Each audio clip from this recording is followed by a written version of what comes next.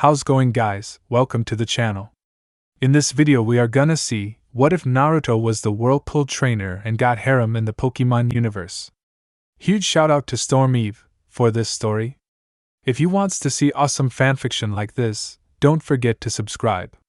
Now let's get into the video. It was a dark night in Lily Cove City, as everyone slept in their houses and all the stores were shut down. Now every person may have been asleep, but the same cannot be said for the Pokemon creeping in the dark. Two blurs silently ran across the town looking for something. While one was running, the other was flying. While the Pokemon that was running appeared to have a basket in its mouth, the flying one looked to be carrying an incubator. They passed under a light which revealed that the one running was a large brown lion with green eyes and a mane of red and yellow hair that looked like fire, signifying it as a male Pyroar, while the flying Pokemon looked to be a large crow with a white chest and red eyes. It looked to have had a strange hat on its head. This Pokemon was known as Honchkrow. Before long the duo arrived at the Uzumaki residence, where they laid down the basket and incubator in front of the door. Pyroar looked at Honchkrow for a moment before it took one last look at the baby inside the basket.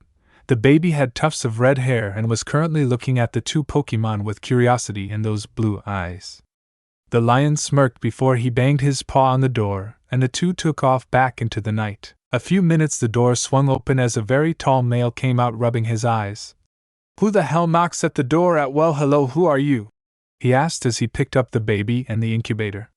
He looked around only to see no one on the streets and sighed. "Looks like Kushina got her new little brother." 8 years later, an 8-year-old boy with tan skin, short, and somewhat spiky red hair with an orange strip of hair in front of his left eye was sleeping in the middle of a large clearing next to a small lake. On his cheeks were 6 whisker-like scar marks, and around his neck was an orange scarf with a small red circular swirl on it, plus he had a small light pink crystal dangling from a black-colored thread. His name is Naruto Uzumaki, the adopted son of Evan Uzumaki, an ex-champion of Hoenn known for his tenacity and skill over his Pokemon's unique skills and abilities, and Mito Uzumaki, a famous coordinator that ruled the stage with water types, and the brother of Kushina Uzumaki, a fiery red-haired child who was going to follow in her mother's footsteps as a coordinator and become a master of fire types. He still didn't know which path he was going to follow. Around Naruto were the sleeping forms of Pokemon such as Buniri, Flable, Ralts, Zigzagoon, Pidgey, and even a sunbathing Milotic in the nearby lake that acted as the guardian of the lake and was his mother's main Pokemon. A small fox with blonde fur and red slit eyes approached the sleeping blonde with a small grin on her face. It was followed by a 6-tailed golden fox along with a white swan-like bird that had silky-like wings that wrapped around its body, and a small ferret-like creature with brown and light brown-colored fur. Fennekin, the blonde fox stated, waving her tail around. "Vo?" the golden-colored fox asked with a tilt of her head as her fox counterpart licked her paws. "Swana," the swan sang as he flapped his wings and patted the head of the small ferret-like Pokemon. The ferret ran over to the boy before curling up in a ball on his chest. "Ferret." The other 3 Pokemon face-palmed before they shrugged and decided to take a nap with said boy. Swana placed its body under the boy with care as to not awaken him, while Vulpix curled up at his side and Fennekin decided to take a nap on his shoulder. A few minutes later a girl around 10 with long red hair dressed in an apron and jeans walked into the clearing with a clearly annoyed expression on her face. She had amethyst purple eyes and a roundish face that went along nicely with her lightly tanned skin. Around her neck was a purple diamond that sparkled beautifully in the sunlight. The girl huffed before she walked over to the sleeping Naruto before crouching down and placing her mouth next to his ear. "Wake up!" The Pokemon all jumped in fright as the wild ones fled, flew, or dived away from the redhead. The 4 from earlier jumped along with red-haired youth. Naruto looked up with blue eyes to see Kushina staring down at him with a small smile on her face. "Hey Kushina-nichan, what's up?" he asked a bit nervously as her smile turned all too sweet. A demonic mask appeared behind her that radiated death and pain. "Run!" Naruto bolted like a Zubat out of hell and ran back home while being chased by his older sister who was threatening him along the way. Before long Naruto bolted through the open door of the Uzumaki household until he was clotheslined by an older red-headed female in her late 20s. "What did I say about running in the house?" she yelled before she delivered another clothesline to Kushina. This was Mito Uzumaki, the mother figure to both Uzumaki children. Her hair was the same shade as Kushina's, but hers was done into 2 buns and even their eyes were the same shade of purple. And you! She turned around as fast as lightning and glared at the Pokémon that tried to sneak past her, especially her Swanna. I thought I asked you bring them back. Mito-chan, ease up on them. A man in his late 20s said from the nearby couch. He had short white hair, somewhat pale skin, and easily towered over all 3 reed heads at an impressive and at the same time scary 6 feet 4 inches. His eyes were a sparkling green and had a clean-shaven face. He was built like a pro boxer and fought like one too. This was Evan Uzumaki, the ex-champion of Hoenn who retired after 10 years as champion and never losing a fight. His furret ran up his leg and curled around his neck. Naruto probably just fell asleep in the forest like he always does, Mito huffed at her husband. I know that, but we have guests coming over today and they have kids around Naruto's and Kushina's ages. Mom, it's not that Minato guy, is it? Kushina asked with a pleading frown. She hadn't really liked him all that much, but he liked her a lot, and he followed just about everywhere she went, and for some reason he really didn't like Naruto. Kushina couldn't see why. Naruto was an adorable boy who loved Pokémon just as much as she did, a good cook, and he would make some girl very happy someday. Even though he was adopted, she loved him just like a brother, and he loved them as he would his biological family. No, Kushi-chan. If I invited Minato, that means I would be inviting his parents Tsunade and Jiraiya. And Akrius knows I can't stand Tsunade just as much I can't stand her older brother Hashirama. Mito stated with a frown. Flashback. Come on Mito, just do it already. An 18-year-old Hashirama Senju said as he took Mito away from her birthday party. He had held out a long time to bag Mito, not to say he didn't have some affairs during their relationship.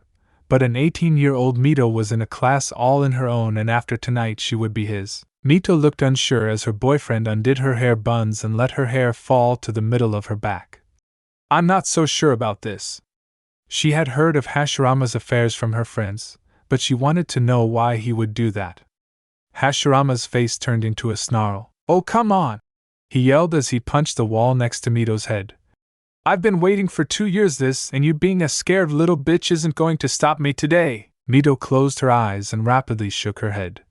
I won't do it. Slap. Yes you will, and you will like it. He yelled as he reached down, pick up the shocked and crying redhead, only to be punched in the face and sent to the floor. The culprit was Mito's longtime friend Evan, no last name, and behind him were the last 3 people Hashirama wanted to see. All 3 were girls and the proclaimed guardians of the somewhat childish Mito Uzumaki. Together with Mito, they were known as the 4 Tyrants. Their appearances are later in the chapter. There was the Earth Tyrant Mina, the Sky Tyrant Gale, the Flame Tyrant Pyrrha, and the Sea Tyrant Mito. They were ruthless in their battling styles, and they have been the best of friends ever since they met. Evan cracked his knuckles. Would you girls mind leaving me and Hashirama alone for a moment? Mina growled. Now how come you get to have all the fun? Because the last thing Mito needs is a male to be around her at the moment. TCH, fine, but make sure you leave something for the rest of us. Evan tilted his head to the side. That might be hard to do, he said as he picked up Hashirama by the scruff of his collar.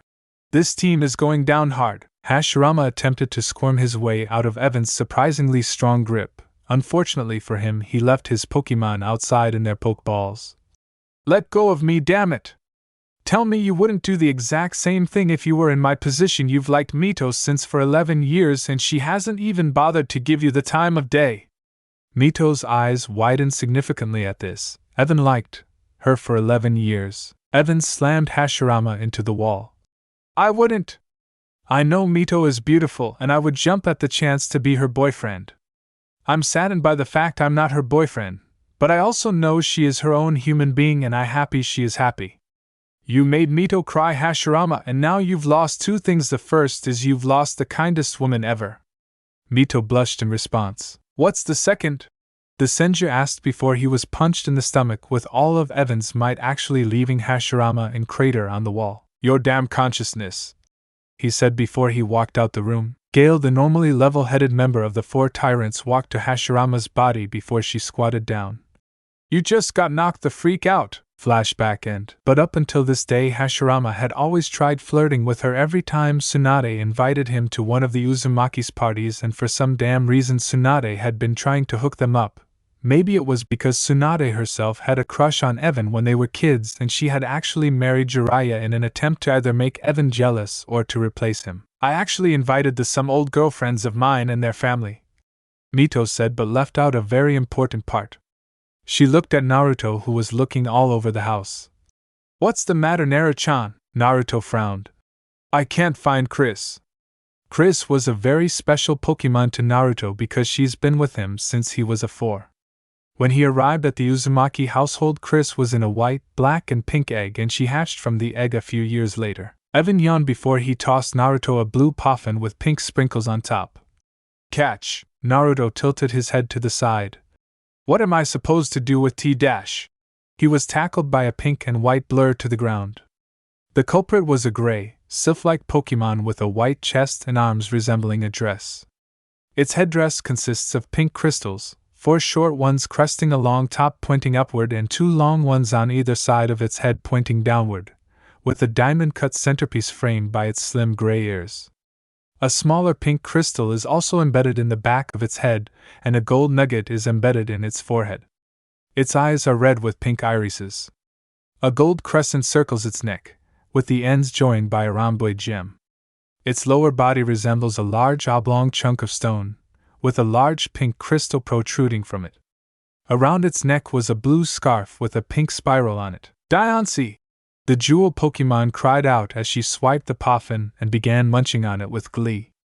Yep, this was the mythical Pokemon known as Diancie or Chris to the Uzumaki family. She was friendly and adventurous, much like young Naruto, and at times a bit lazy. Naruto grinned as he rubbed the jewel Pokemon's cheek.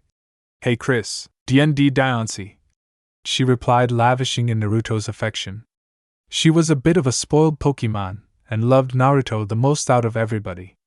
There was also a small streak of jealousy whenever Naruto seemed highly interested in a new Pokemon, or a new girl. Evan scratched the top of Furret's head before a question mark popped above his head.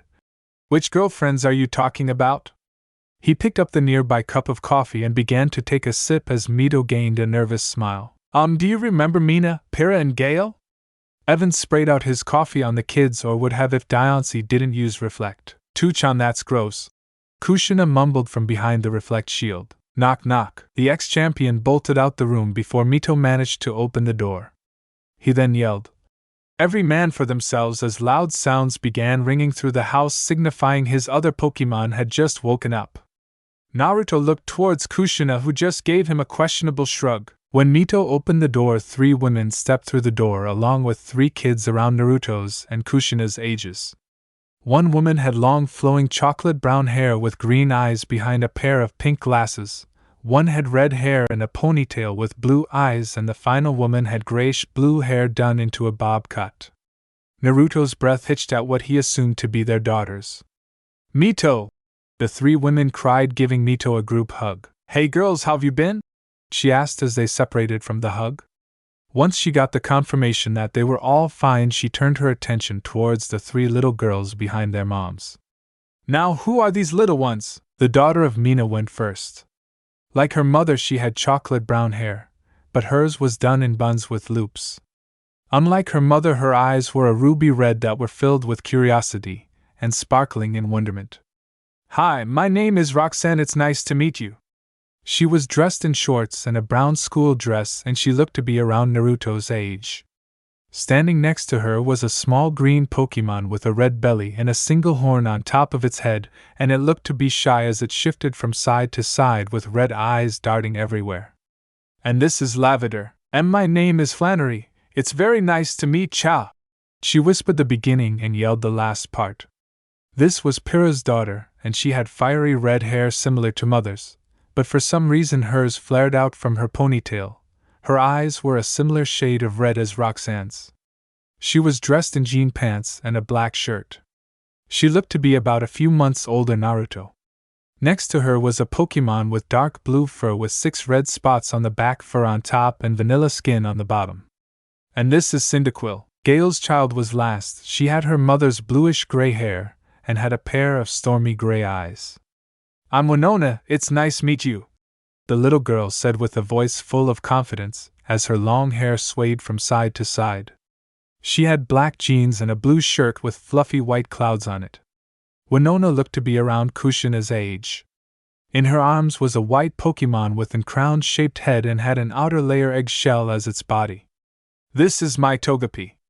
Togepi's final evolution is Togekiss, which is a flying fairy-type Pokémon. Mito grinned.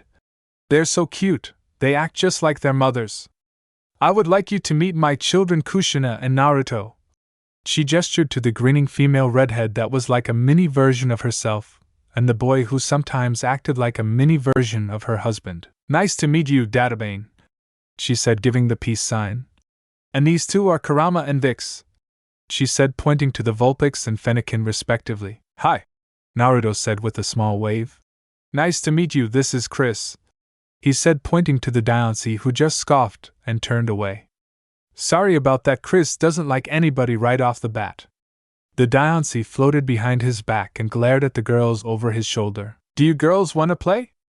Kushina asked, getting a nod from them before they all ran outside to play with their Pokémon. The mothers giggled before Mina said, They're so cute, hopefully their friendships last just as long as ours has, and now. She took her glasses as her expression turned deadly. Where's that wimp of a husband of yours, Mito? I heard that you brute of a woman! Evan yelled out from his hiding spot. Mina's gaze turned murderous. Your scrawny ass is mine now! She yelled as she ran to the sound of Evan's voice, and a few moments later loud crashes were heard throughout the house. Pyrrha soon followed to stop the conflict that was sure to escalate once she said the wrong thing again. Mito laughed. Some people never change, right, Gale?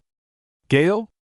Hey, stop eating all the ice cream, with the kids in a clearing. Larvitar, the rock type said as Naruto pet her forehead while Togepi was sleeping in his lap and Cyndaquil.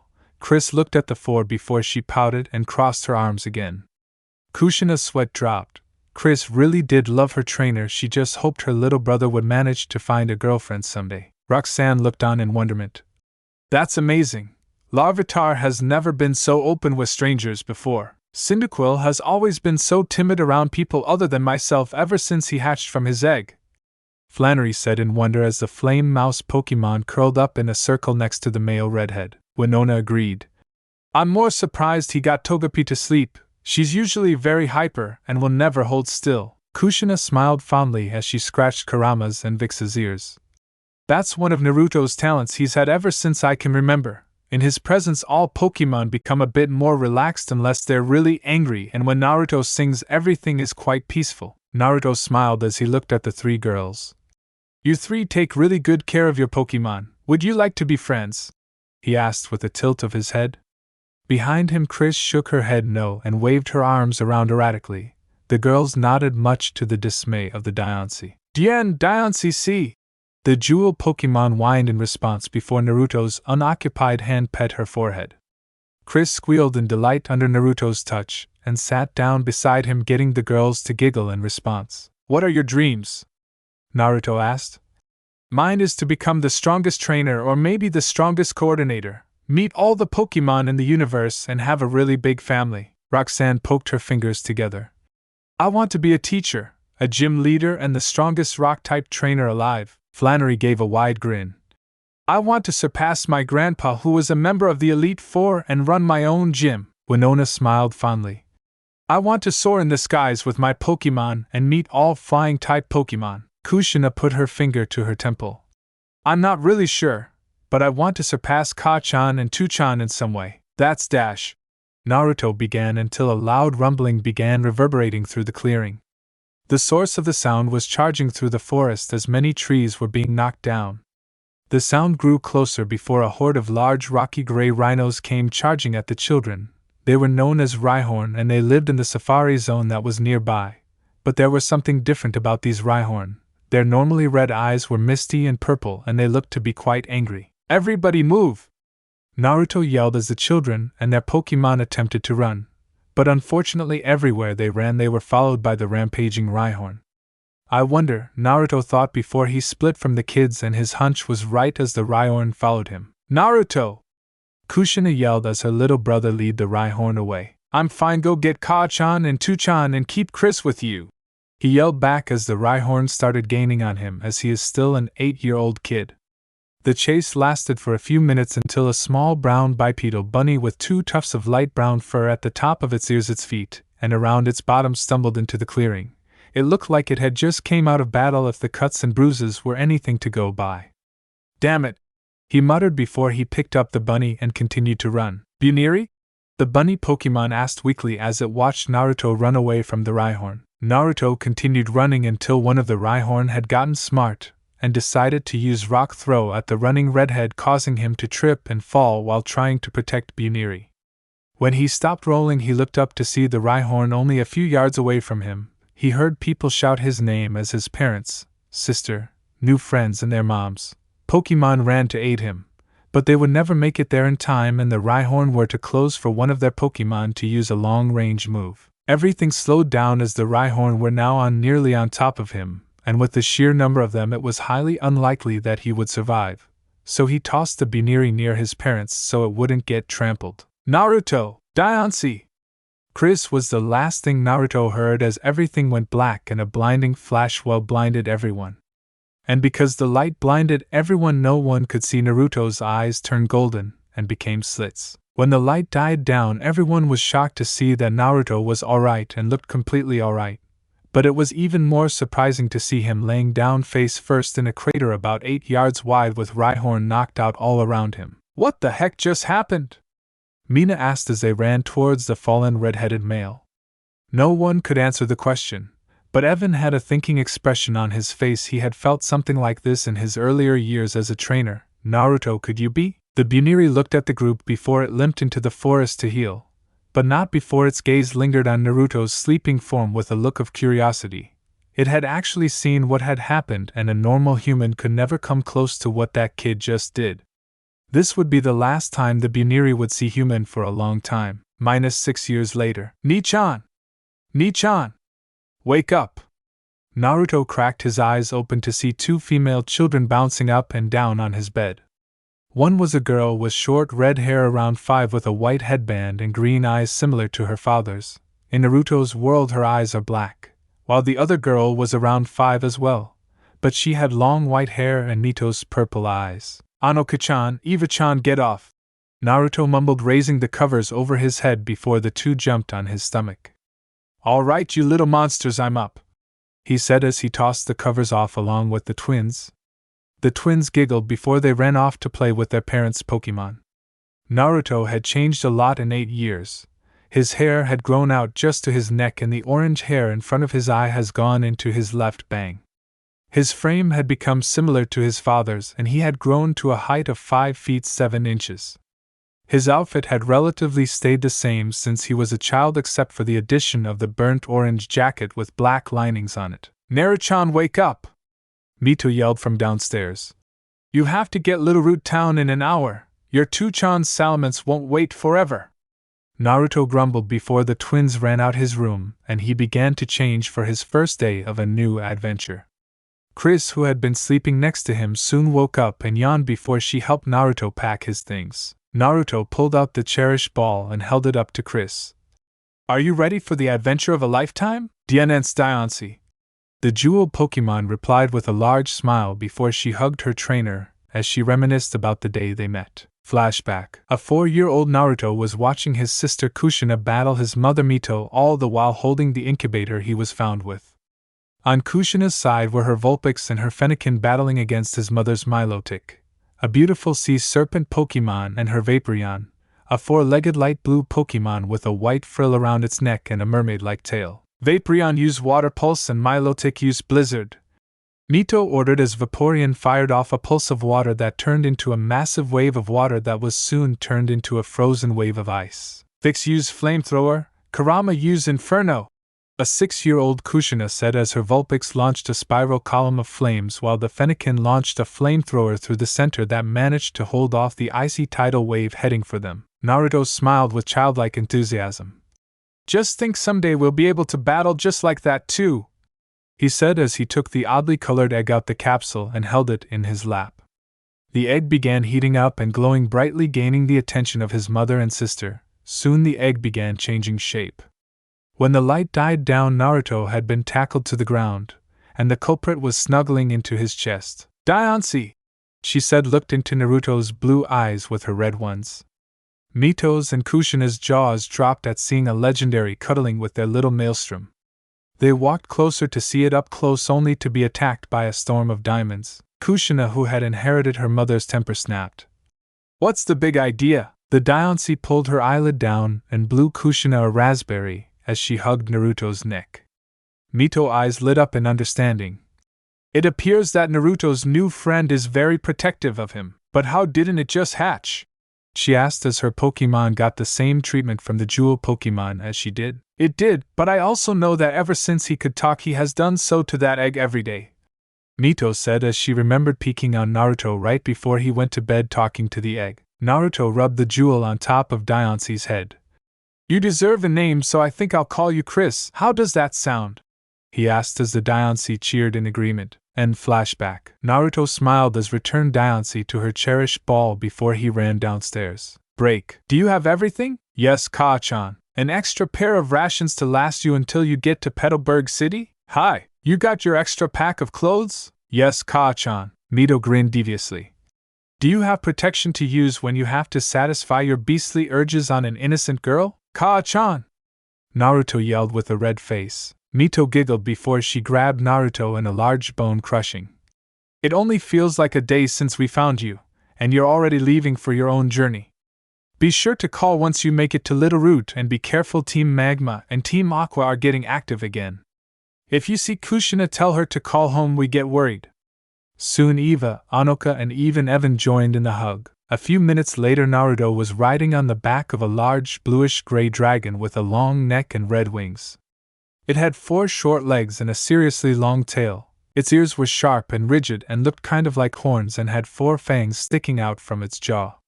This was a Salamence, and more specifically his father's Salamence, one of the fastest flyers of the Pokémon world. But unknown to Naruto, he was being watched by a Pokémon with the appearance of a sheathed is dark brown with curved lines across its surface. Its appearance unsheathed is a silver sword, with a gem that looks like an eye engraved on its hilt. Attached to the pommel is a long, dark blue cloth with a swirled design in lighter blue at its 4-split end. On the top of the pommel was a camera. Nearby a pair of glasses gleamed from the sunlight as the figure rested on a couch with their legs dangling over. "So that's Naruto Uzumaki. My, at least this mission will be interesting." Break. A few hours later Naruto was waving goodbye to the flying dragon-type Pokémon as it flew away back to his home in Lily Cove. "Now where's this Professor Birch Tusan told me to find?" he asked himself as he walked around Little Root Town. "Someone please help me!" A male voice cried out from the nearby forest that led to the next town over. Naruto ran over to the source of the noise to see a slightly chubby man climbing up a tree from a barking hyena-like Pokémon with a gray body and a black face that had yellow eyes. This was the bite Pokémon Poochyena. Naruto deadpanned for a moment as he saw a full-grown man being chased by a Pokémon that didn't even come up to his knees all the way. He was tempted to call out Chris just so she could see this, but decided against it. Professor Birch spotted him and waved at him. "Hey, could you do me a favor and grab a Pokémon out of my bag to subdue this Poochyena?" he yelled as the bite Pokémon tried to take bite of his rear end. Naruto sighed. He could deal with the Pooch pretty easily if he got close enough, but on the flip side he could see a new Pokémon outside of his books. He opened up the bag and saw 3 Pokeballs and picked up the one on the far right. "Come on out," he said as he released the Pokémon inside. The Pokémon inside was a small amphibious quadruped Pokémon, with a blue body with a light blue underside. It has a large head with a blue fin on top, and a light blue tail fin and orange, star-shaped gills on its cheeks. Mudkip Mud. Naruto's eyes sparkled for a moment before he kneeled onto one knee and gently pet the mudfish Pokémon. "Hello Mudkip, I'm Naruto, it's nice to meet you, little guy." Naruto had to dodge a stream of water that was aimed towards his head. "My bad, girl." Mudkip nodded. "Could you do me a favor, Mudkip?" he asked, getting the water-type starter's attention. "Can you help me calm down that Poochyena before he takes a bite out of that man's pants?" Mud. She agreed as she turned towards the barking hyena. Naruto grinned. "Alright then, use water gun to get its attention." Mudkip fired off a water gun straight towards Poochyena and hit its mark on the back of its head. The bite Pokémon turned towards the new team and barked before it began running towards Mudkip. Naruto began with the next attack. Wait for it to get in close. Mudkip nodded before she stood her ground as the Poochyena charged until it almost right on top on her. Now use Slide under it, and then use Tackle to send it flying. Mudkip slammed her head into the Poochyena's unguarded stomach and sent it flying. The bite Pokémon shook off the tackle before charging in again with its own tackle.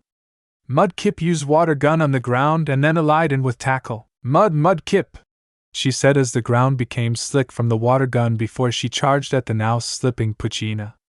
Mudkip then tackled the Pooch with an increased speed, sending it into the bushes. Good job, Mudkip! Naruto said as the water type jumped up and down. The man slid down off the tree before running up to the pair.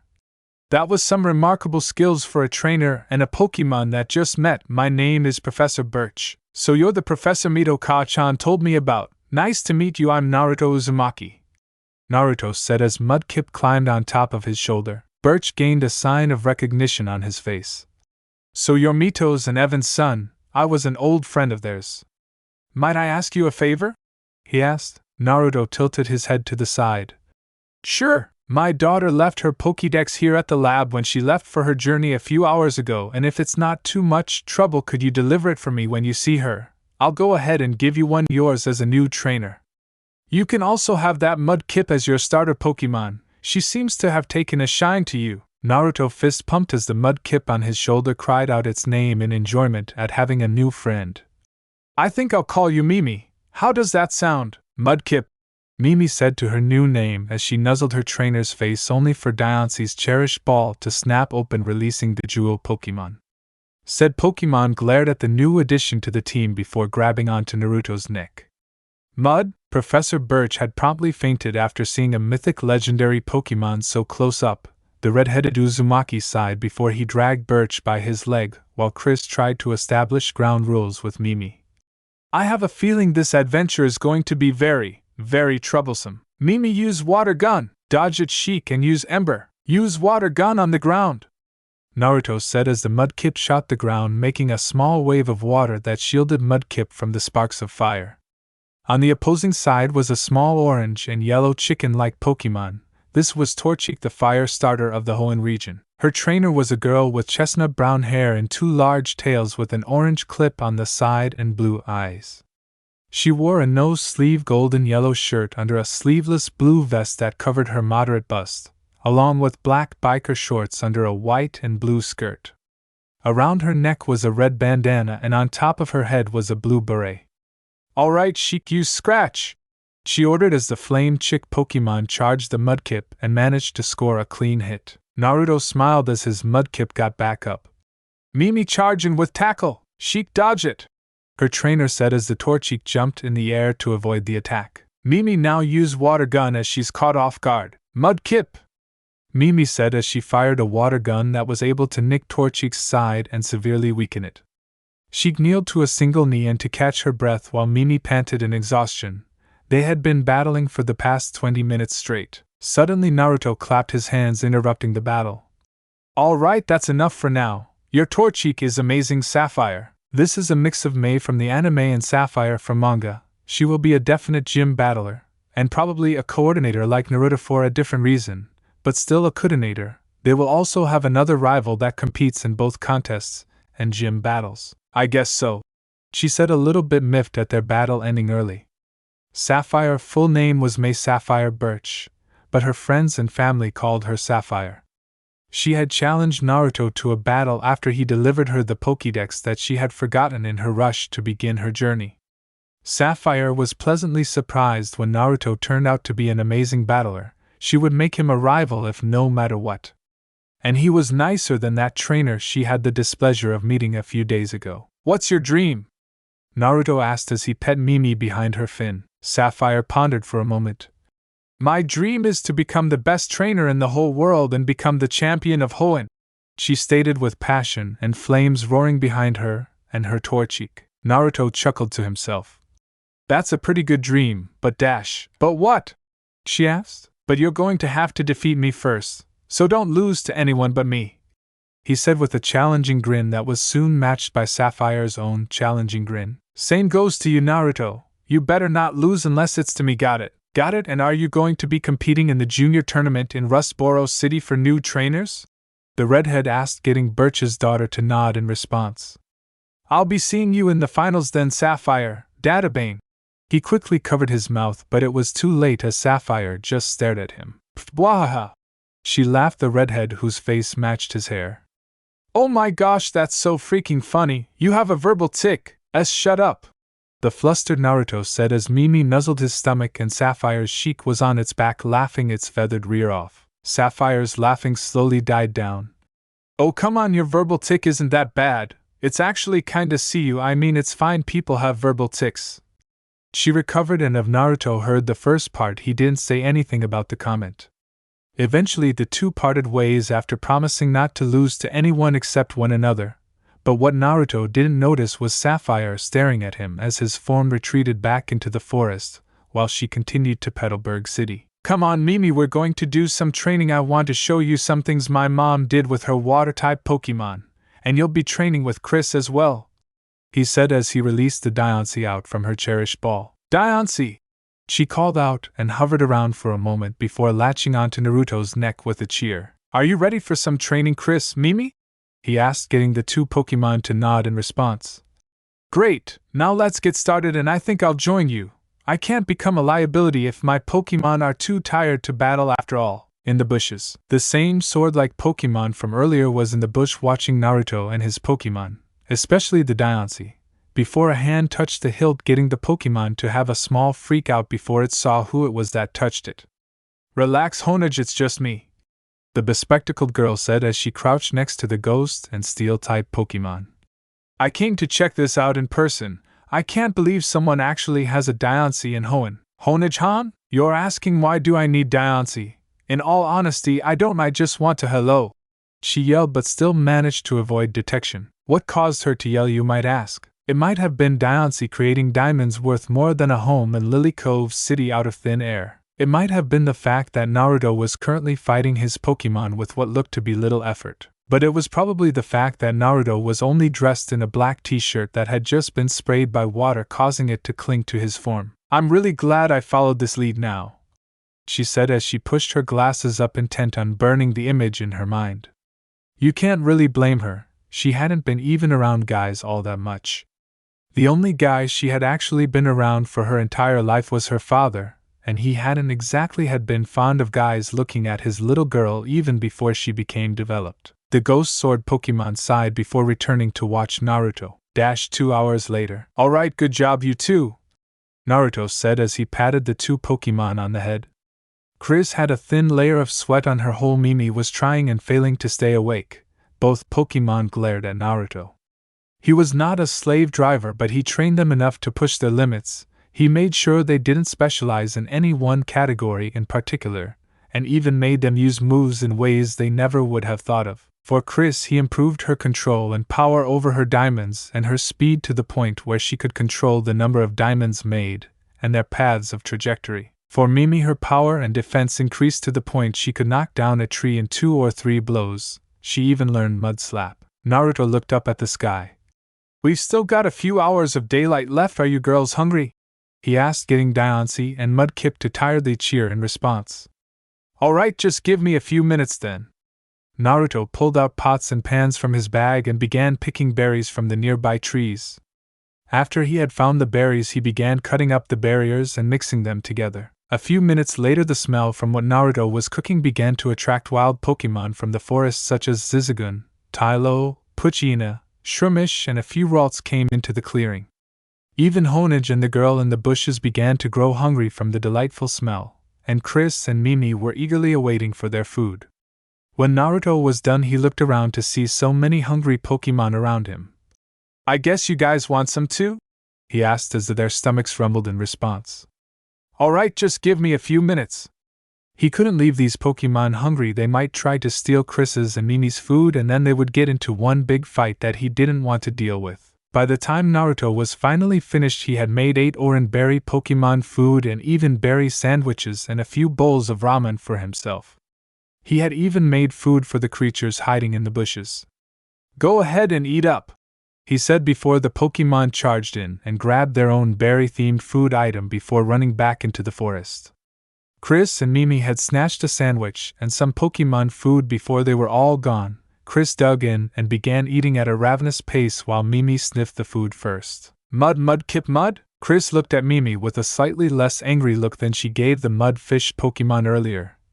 DC Diancie D, she said as Mimi took a bite out of the food her new trainer had made. Mudkip gained a starry look in her eyes before she devoured the rest of her food, getting Naruto to chuckle at his two Pokémon. Loudred!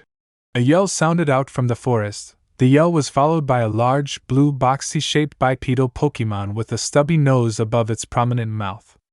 It has two circular ears on the ends of short stalks. The ear insides ringed with black and purple, and the back of the ears ringed with black. It has arms with 3 fingers and short legs with 2 peg-like toes. There is a yellow circle on each foot's underside. Its back has a yellow pattern that resembles sound waves. Its eyes were a misty purple just like the Rhyhorn all those years ago. Naruto pulled out his Pokédex and held it up to the raging Pokémon before it replied in a computerized voice. Loudred, the big voice Pokémon. Loudred's bellowing can completely decimate a wood frame house.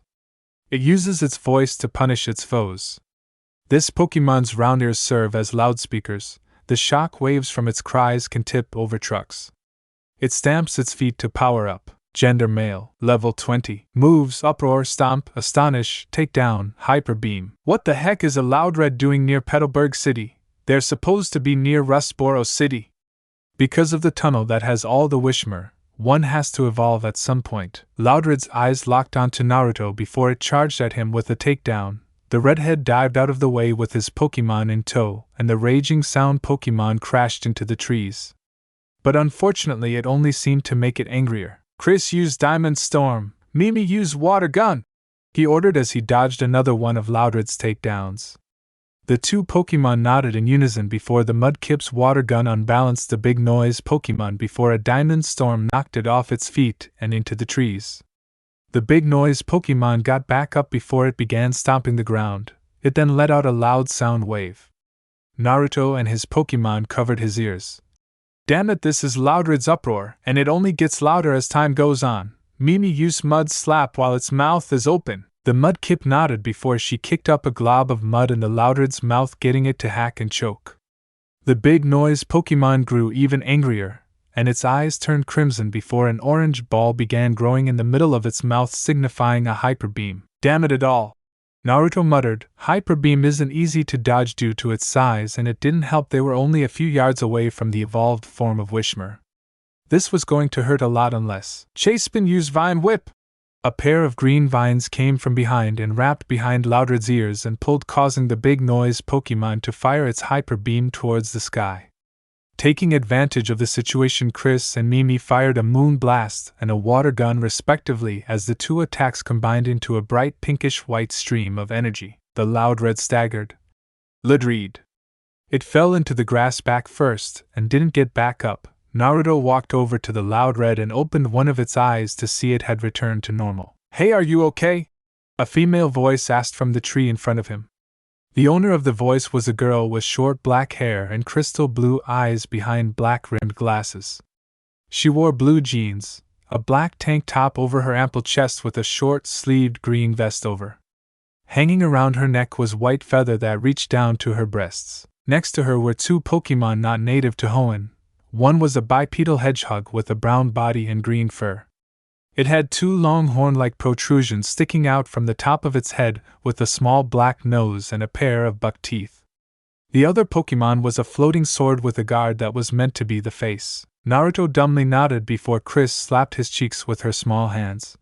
I'm alright, thanks for the save. My name is Naruto Uzumaki. These are my Pokémon Chris and Mimi.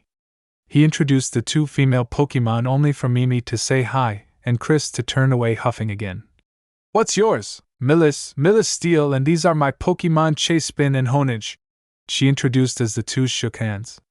Naruto tilted his head to the side, an action Milis found to be kinda cute, and said, Chasepin and Honage are from the Kalos region, so what are you doing in Hoenn?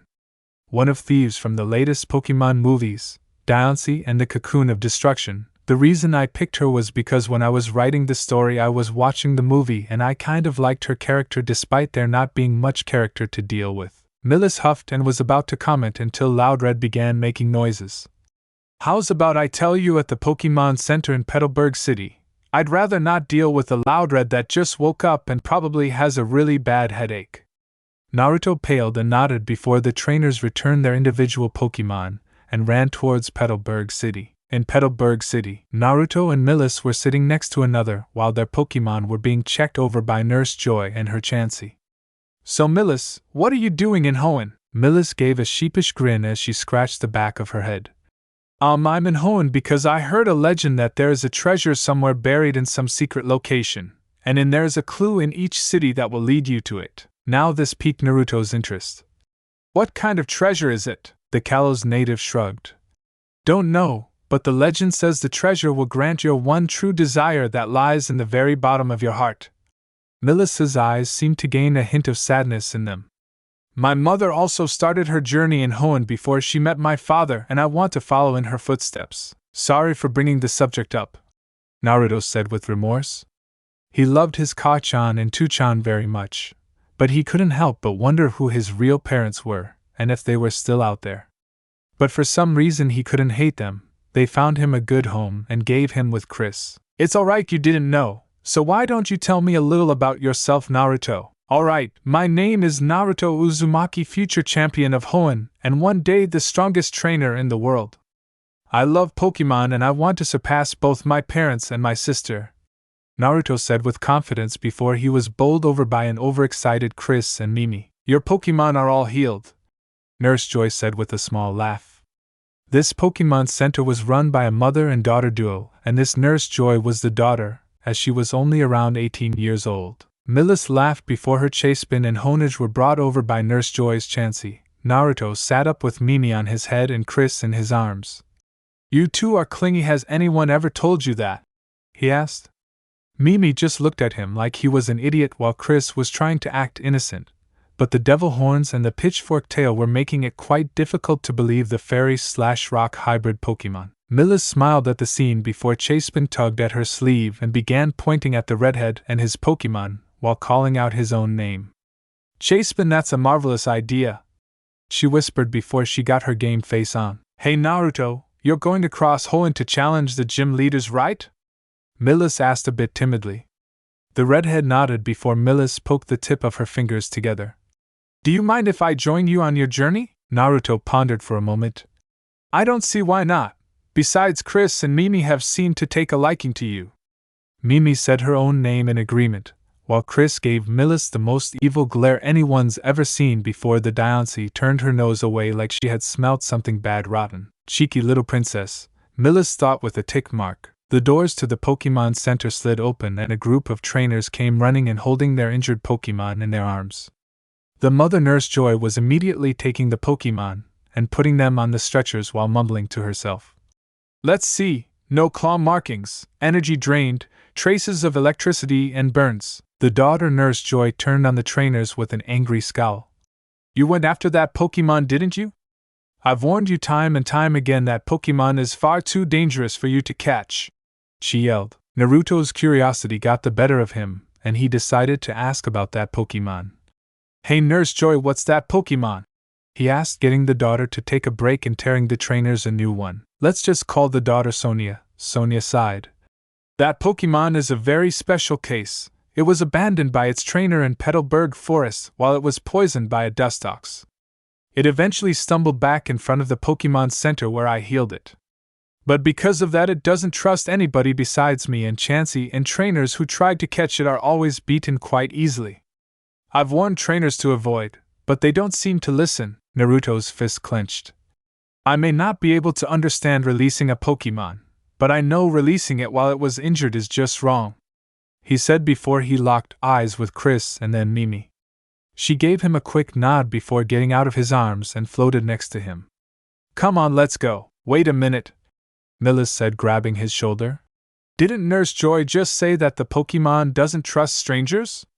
Stop and think for a minute. What are you going to exactly do anyway? I want to help it. And how exactly are you going to do that? I'll find out when I get there. Naruto said as he ran off to go find the Pokémon. Nurse Joy came up and patted Milis's shoulder.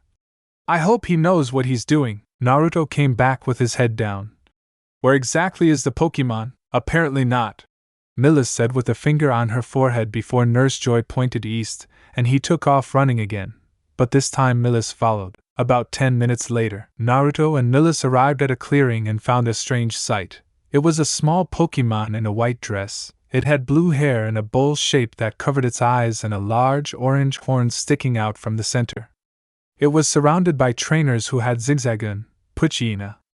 Naruto pulled out his Pokédex and checked the one in the center for information. Ralts, the feeling Pokémon. Ralts senses the emotions of people using the horns on its head. This Pokémon rarely appears before people. But when it does, it draws closer if it senses that the person has a positive disposition. Ralts gender, male level 10. Moves, confusion, ice punch, thunder punch, fire punch, teleport. So it's a shiny Ralts, Naruto said before the trainers began attacking. The Ralts ducked under a tackle from Zigzagoon and launched an icy blue punch at its unguarded stomach before smashing a yellow-colored fist in the jaw of an incoming Poochyena. The trainers tried attacking in groups, but not even that worked as Ralts caught the Zigzagoon in a confusion and used them as shields against the Poochyena. Ralts, the feeling Pokémon said before freezing the ground with an ice punch and made all the Pokémon slide. The trainers were about to call on their other Pokémon only for a blue force to grab the balls and toss them back towards the outer layer of the woods. Said trainers ran after picking up their injured Pokémon back towards the Pokémon Center to heal their Pokémon and get an earful from Nurse Joy. Ralts turned towards the bush Naruto and Milis were hiding in and called them out. Naruto stood up first with both hands up and calmly walked towards the shiny Ralts. But it wasn't necessary. Ralts couldn't sense any negative intent in the redhead.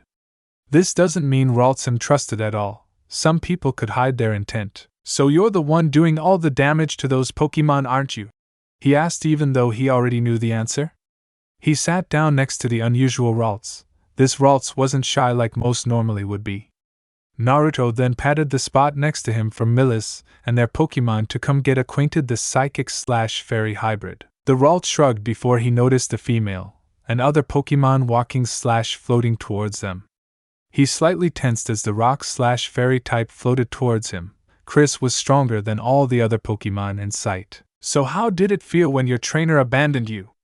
Naruto asked before he leaned out the way of an incoming fire punch. Ralts, the shiny feeling Pokémon said as he tried to punch the redhead with his elemental punches. How dare this trainer ask him that question?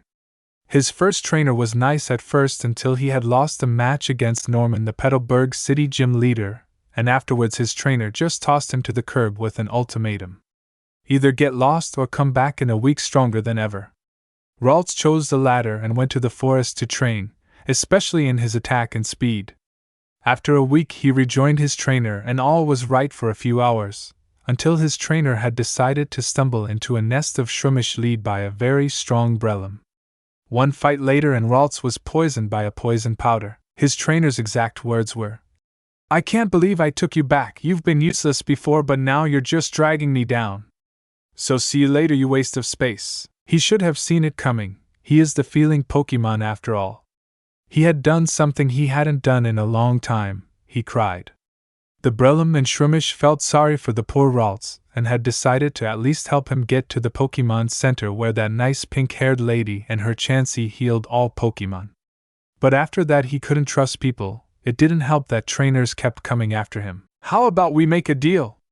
We battle and if I win you come along with me and my friends and I'll show you not all trainers are bad. And if you win I'll make sure no trainer ever bothers you again." Ralts looked at Naruto and pondered the thought for a moment until Naruto continued. "If you don't take this bet then there's a pretty good chance you'll evolve into a Kirlia and then a male Gardevoir." "Ralts!" the feeling Pokémon called out, getting into a battle stance. Chris floated next to Naruto with a cry of her species ready for battle. "Alright Mimi, are you ready?" Naruto asked. "Mudkip!" Mimi said as she leaped in front of the blue-eyed redhead, while the jewel Pokémon looked absolutely crushed. Chris looked at Naruto with fake teary eyes and started pointing at the Ralts and Mimi. "Diancie, DDC Diancie!" Naruto held up his hands. "Well, it wouldn't be fair. You're so strong and battling Pokémon like this would be good for Mimi. Diancie still had the fake teary eyes that were beginning to well up and she started to fake sniffle. How about I give you poffins tonight, Diancie? Chris asked with one eye peeking out from behind her sleeve. Find that too, he said as Diancie smiled brightly. Alright Mimi, use water gun, he ordered as the mudfish Pokémon fired off a stream of water that the Ralts was able to dodge. Ralts came in with a thunder punch to try and end this in one shot. Dodge and use mud slap. Mimi dodged the incoming thunder punch by a hair before kicking up a club of mud at the shiny feeling Pokémon at extremely close range. Ralts! Ralts cried out as he tried to rub the mud out of his eyes. This was a mistake as the Mudkip got a free tackle to the gut, making him skid along the ground. Milis's eyes were rapidly watching the two Pokémon go at it while her eyes kept flickering onto Naruto. He's quick on his feet, and it looks like he's raised his Pokémon remarkably well despite only having Mudkip for a few days. Looks like this will be much harder than I originally thought. Good job, now use water gun again, the redhead said as Mimi shot off another shot of water. But unlike the other water guns, Ralts used confusion to stop it dead in its tracks. With a cry of his name, Ralts redirected the water gun back at the water-type starter and scored a hit. The shiny Pokémon nailed Mimi with a thunder punch before the Mudkip could regain her bearings and was about to land another thunder punch. Mimi, use water pulse! The Mudkip glared at Ralts before an orb of water formed right in front of her mouth. The Mudkip slammed the orb of water on the ground, creating a tidal wave the size of an agron, and the wave engulfed Ralts and sent him into a stone. Ralts fell to the ground with swirls for eyes as the Mudkip cried her name in victory. She was soon picked up from the ground and engulfed in a hug by her red-headed trainer. You used water pulse right in your first battle. I'm so proud of you, Naruto said as he rubbed Mimi's cheeks. Mimi sighed in contentment, getting Chris to puff out her cheeks in response. The redhead then walked over to the downed Ralts before picking him up and walking back towards the Pokémon Center. Aren't you going to catch him? Milis asked with her hands behind her back. Naruto shook his head. Not yet. If I catch him while he's knocked out, he might resent me for it, he stated as he passed her. He then sheepishly scratched the back of his head with his free hand and gave a grin. Plus I would feel bad if I did, so I'm gonna go let Nurse Joy heal him. Databane. So he's also a big softy, and also Databane? Milis thought with a light giggle as she followed Naruto back towards the Pokémon Center. Pokémon Center. A few minutes later, Ralts' eyes snapped open and he looked around trying to figure out where he was before the shiny Pokémon realized he was on a hospital bed. The feeling Pokémon hopped off the bed with a grunt and opened the door to his room before walking off to find some answers. I didn't think it would have felt right if I had just caught Ralts with him still holding some bitter views towards trainers, Ralts heard from Nurse Joy's main room. That had to be the trainer with the Mudkip that beat him. With Naruto, Milis, and Nurse Joy, Rika was right in Naruto's face and staring into his eyes trying to detect any lies. So you're telling me that if Ralts wished to be let go you would let him go, even though you probably would never find another shiny Ralts ever again? Naruto stared right back at Nurse Joy with an unwavering confidence. Yes, I would. Sonia leaned forward and pecked Naruto's forehead, not in a romantic way but in a sisterly way, but Chris looked ready to bury the nurse in a pile of diamonds. I wish there were more trainers like you. You would be surprised about how many trainers abuse their Pokémon, but you have something in you that I can't doubt. And there's someone here that has also been hearing all this. The door opened and Ralts walked over to Naruto's backpack with a slight skip in his step. Once he reached said backpack, he opened it and started looking for something. A moment later he found what he was looking for. Then the shiny feeling Pokémon pulled out a pure white Pokeball that was sealed by a single crimson-colored line. Ralts gave Naruto a look with his arms crossed before he tapped the center of the premier ball. Shake, shake, shake, clink. Naruto looked surprised at this for a moment before he smiled and picked up the Pokeball. Welcome to the family, Saber. I named my shiny Ralts the exact same thing when I started Omega Ruby. Mimi and Chris cheered for different reasons. Mimi was happy because of a new friend, while Chris was happy that it wasn't another female joining them. That night, Naruto was sleeping with Chris on his chest, Mimi by his head and Saber near his legs. While Naruto was full on asleep, his roommate Milis was not.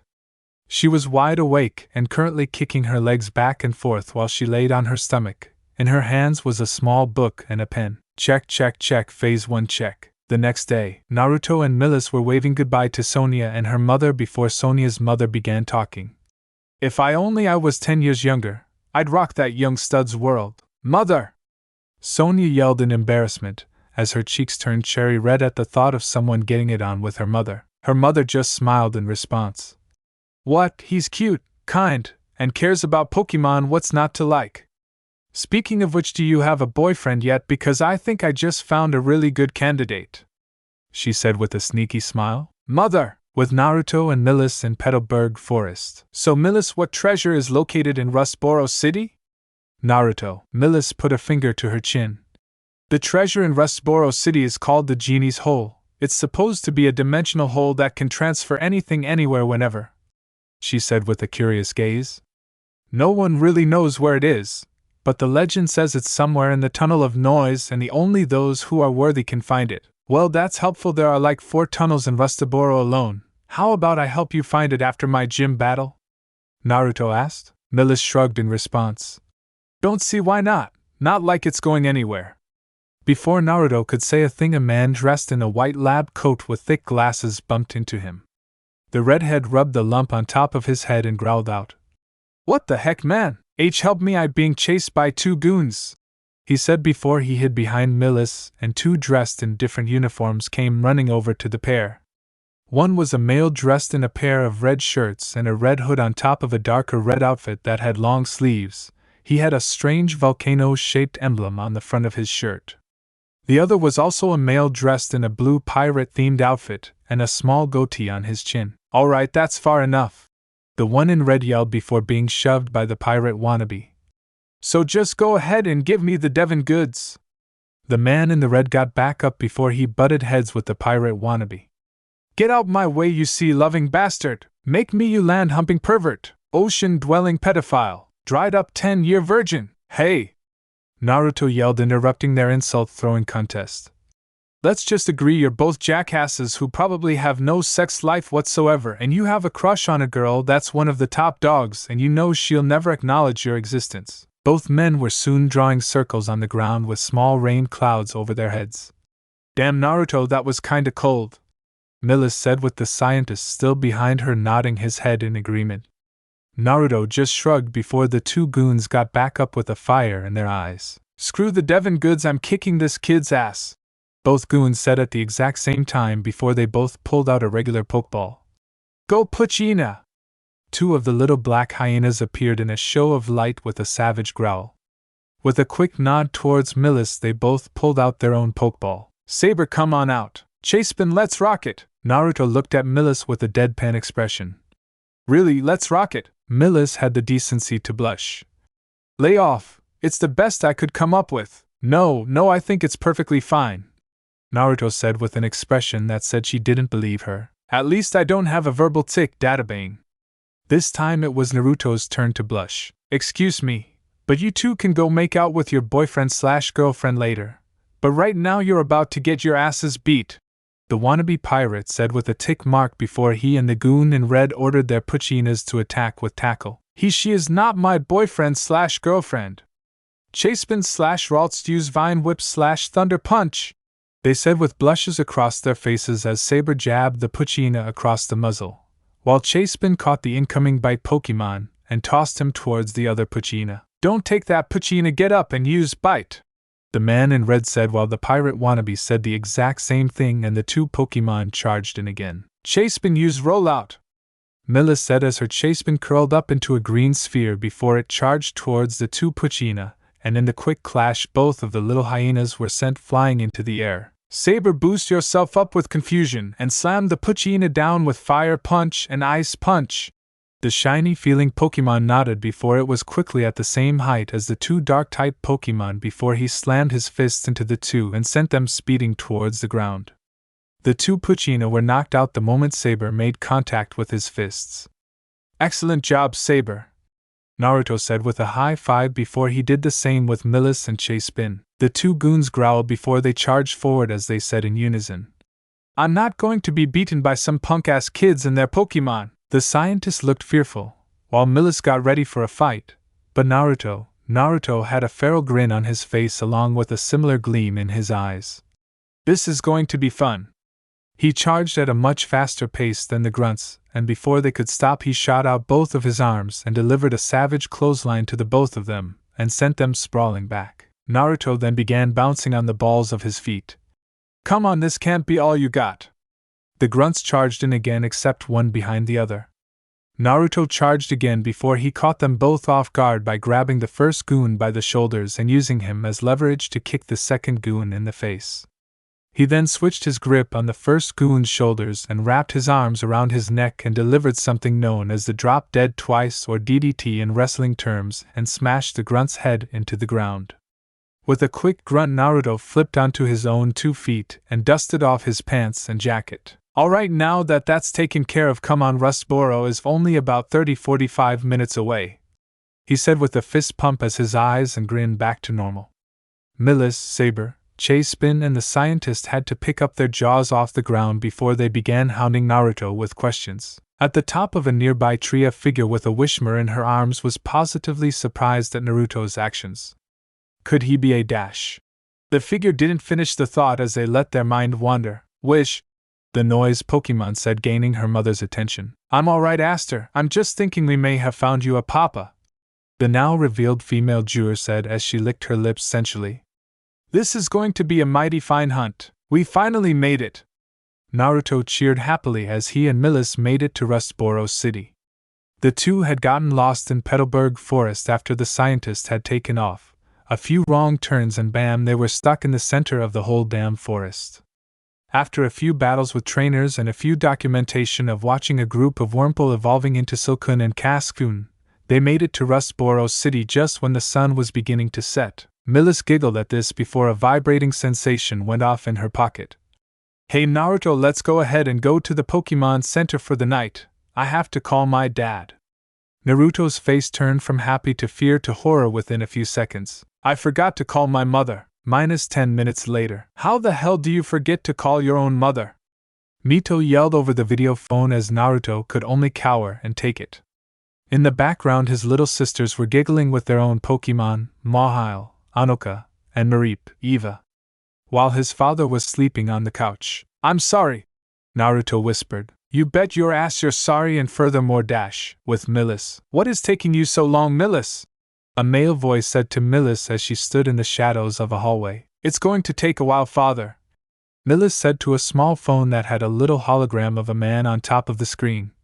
He really loves that Diancie. It's going to be difficult getting her away from her. Plus the Diancie seems to have love for him as well. That's understandable. You have exactly 1 month to capture that Diancie, or else I will come after it myself. Signing off, her father said before the two hung up on each other. Milis sighed before she began walking over to Naruto. Only 1 month, she thought to herself. So now you're going to dash. Mito paused as she spotted Milis, who was looking over Naruto's shoulder. Naruto, who is that? Naruto shrugged in response. Mom, meet Milis, my traveling companion. Milis, meet Mito Uzumaki, my mother. Hear you two talk, I'm going to check on everyone, he said before doing just that.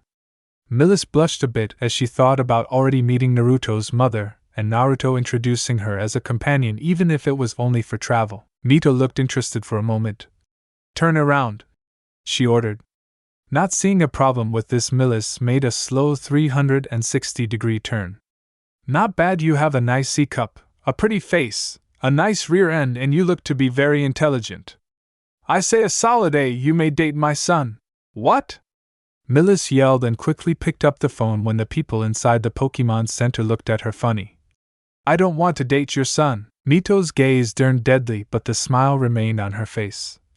What's wrong with my baby? Is he not cute enough, kind enough, or intelligent enough for you? Naruto's father woke up from the couch and quickly hid from his wife's dark presence. Milis began shaking at the aura. And nothing's wrong with Naruto. He's cute, kind, and intelligent, she said with a blush and a stutter as Mito's aura disappeared. Then there is no problem. But, Milis said before Naruto came back with their Pokémon. Mimi was sleeping on top his head, Saber was on his shoulder looking everywhere at once, while Diancie was perfectly comfortable in his arms. Chasepin jumped onto Milis's shoulder, while Honage just rested against her leg. "Hey Mom, I want you to meet Mimi, my Mudkip, and Saber, my Ralts," Naruto said, not noticing Milis giving him an appreciating glance with a small pink dusting across her cheeks. Mito and the twins looked very happy to see their Naruto's Pokémon healthy and strong. "So Naruto-chan, are you going to go see Roxanne?" Mito asked with an unnoticed gleam in her eye as Milis's right eye twitched just a bit. "Probably, I know she'll be at the trainer's school tomorrow," he said with a slight hum. The red-headed mother and son continued to talk for the next few minutes before it was time to put the twins and their Pokémon to bed. An hour later, Naruto and Milis were sleeping in the same room on separate beds with their Pokémon out of their Pokeballs. Well, actually only Naruto was asleep. Milis was having a bit of trouble sleeping, so she got out her small journal and began writing once again. Only 1 month. The next day. "All right, class, let's begin today's lesson," a 15-year-old Roxanne said to the classroom full of children. Although she hadn't changed from childhood, Roxanne had turned into a very beautiful young woman, and her intellect had grown just as much as she did. She kept the loops in her hair, but she had changed her dress that she usually wore because her mom had told her so. But unknown to her, her mother Mina knew Naruto was in town and visiting Roxanne today. This dress had a little problem that featured at least one thing she had gotten from her mother. And despite some beliefs, mainly her mother who kept commenting about her figure, particularly in the bus department, she was wanted by the majority of teenagers who lived in Rustboro City. Though she didn't pay them any attention, her love was for knowledge, for battles, for... A little girl known as Sammy spoke up from the front of the class. "Hey Ms. Roxanne, could you tell us about your boyfriend again?" she asked, getting her teacher to drop the chalk she was about to write their assignment with. Roxanne sighed before she bent over to pick up the chalk and began writing on the board. "Samantha, Naruto isn't my boyfriend, he's just my friend that just happens to be a boy. Does he know that you like him?" the little trainer in training asked with enthusiasm. "And how do you know if I like him or not?" Sammy pointed to the board. "Because you just wrote that you like Naruto on the board." Roxanne turned and sure enough there were the words, "I like Naruto," in big white letters. Roxanne meet before she got the eraser and was about to erase it until Sammy asked another question. "Ms. Roxanne, what does Naruto look like?" The rock-type gym leader's shoulders slumped. Were they ever going to get to the lesson? "I don't know, Sammy, it has been quite a long time. Did he have red hair?" "Yes." "Blue eyes?" "Yes." 6 whisker marks on his cheeks?" "Yes." "Samantha, how do you know all this?" Sammy pointed to the window that was located right next to the door at the back of the classroom. "Because he's right there." Roxanne looked up and sure enough Samantha was right. There was her childhood crush and maybe one of the only boys she'd ever been interested in about to open the door to the classroom. Her face heated upon seeing how he had changed from the child to the well-built teen she is seeing now. He really grew up well. Her face heated up even further when she had realized that the words, "I like Naruto," were still written on the board. She silently swore before turning around and erasing the phrase right as Naruto opened the door to the classroom. As soon as Roxanne turned back around, she was engulfed in a hug by the redhead and spun around before being set back on the ground.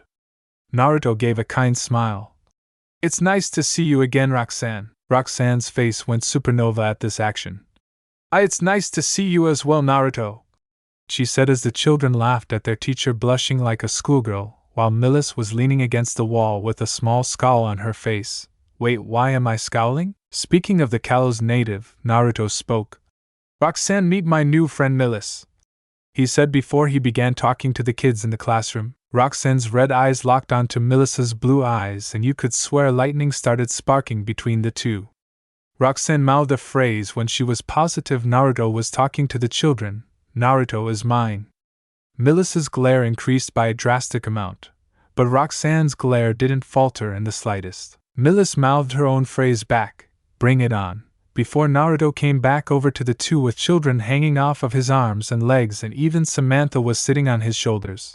But he didn't mind whatsoever. "So Roxanne, do you know where the gym leader of this town is?"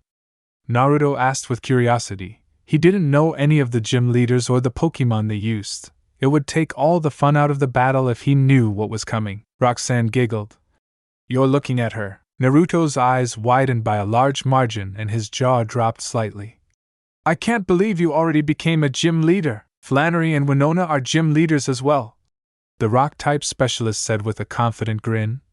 So you want a gym battle, do you? Naruto grinned his own confident grin. You bet, but I'm not holding back even for a friend. Same to you, she said before turning to the class.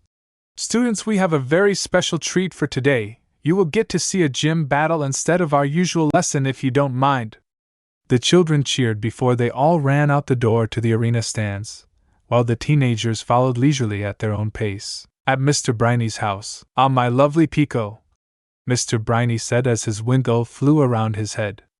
He was just an old sailor. His beloved had died a while back, and his children and their children rarely visited him. All he had left was his beloved Pico, one of the last Pokémon he had ever caught. Hey, that's a nice windmill you got there. Hope you don't mind I take him off your hands. A deep, gruff voice said from behind him, and before Mr. Briney could turn around, he was socked in the face. Somehow he still managed to keep conscious as the person who assaulted him grabbed his windmill before running away.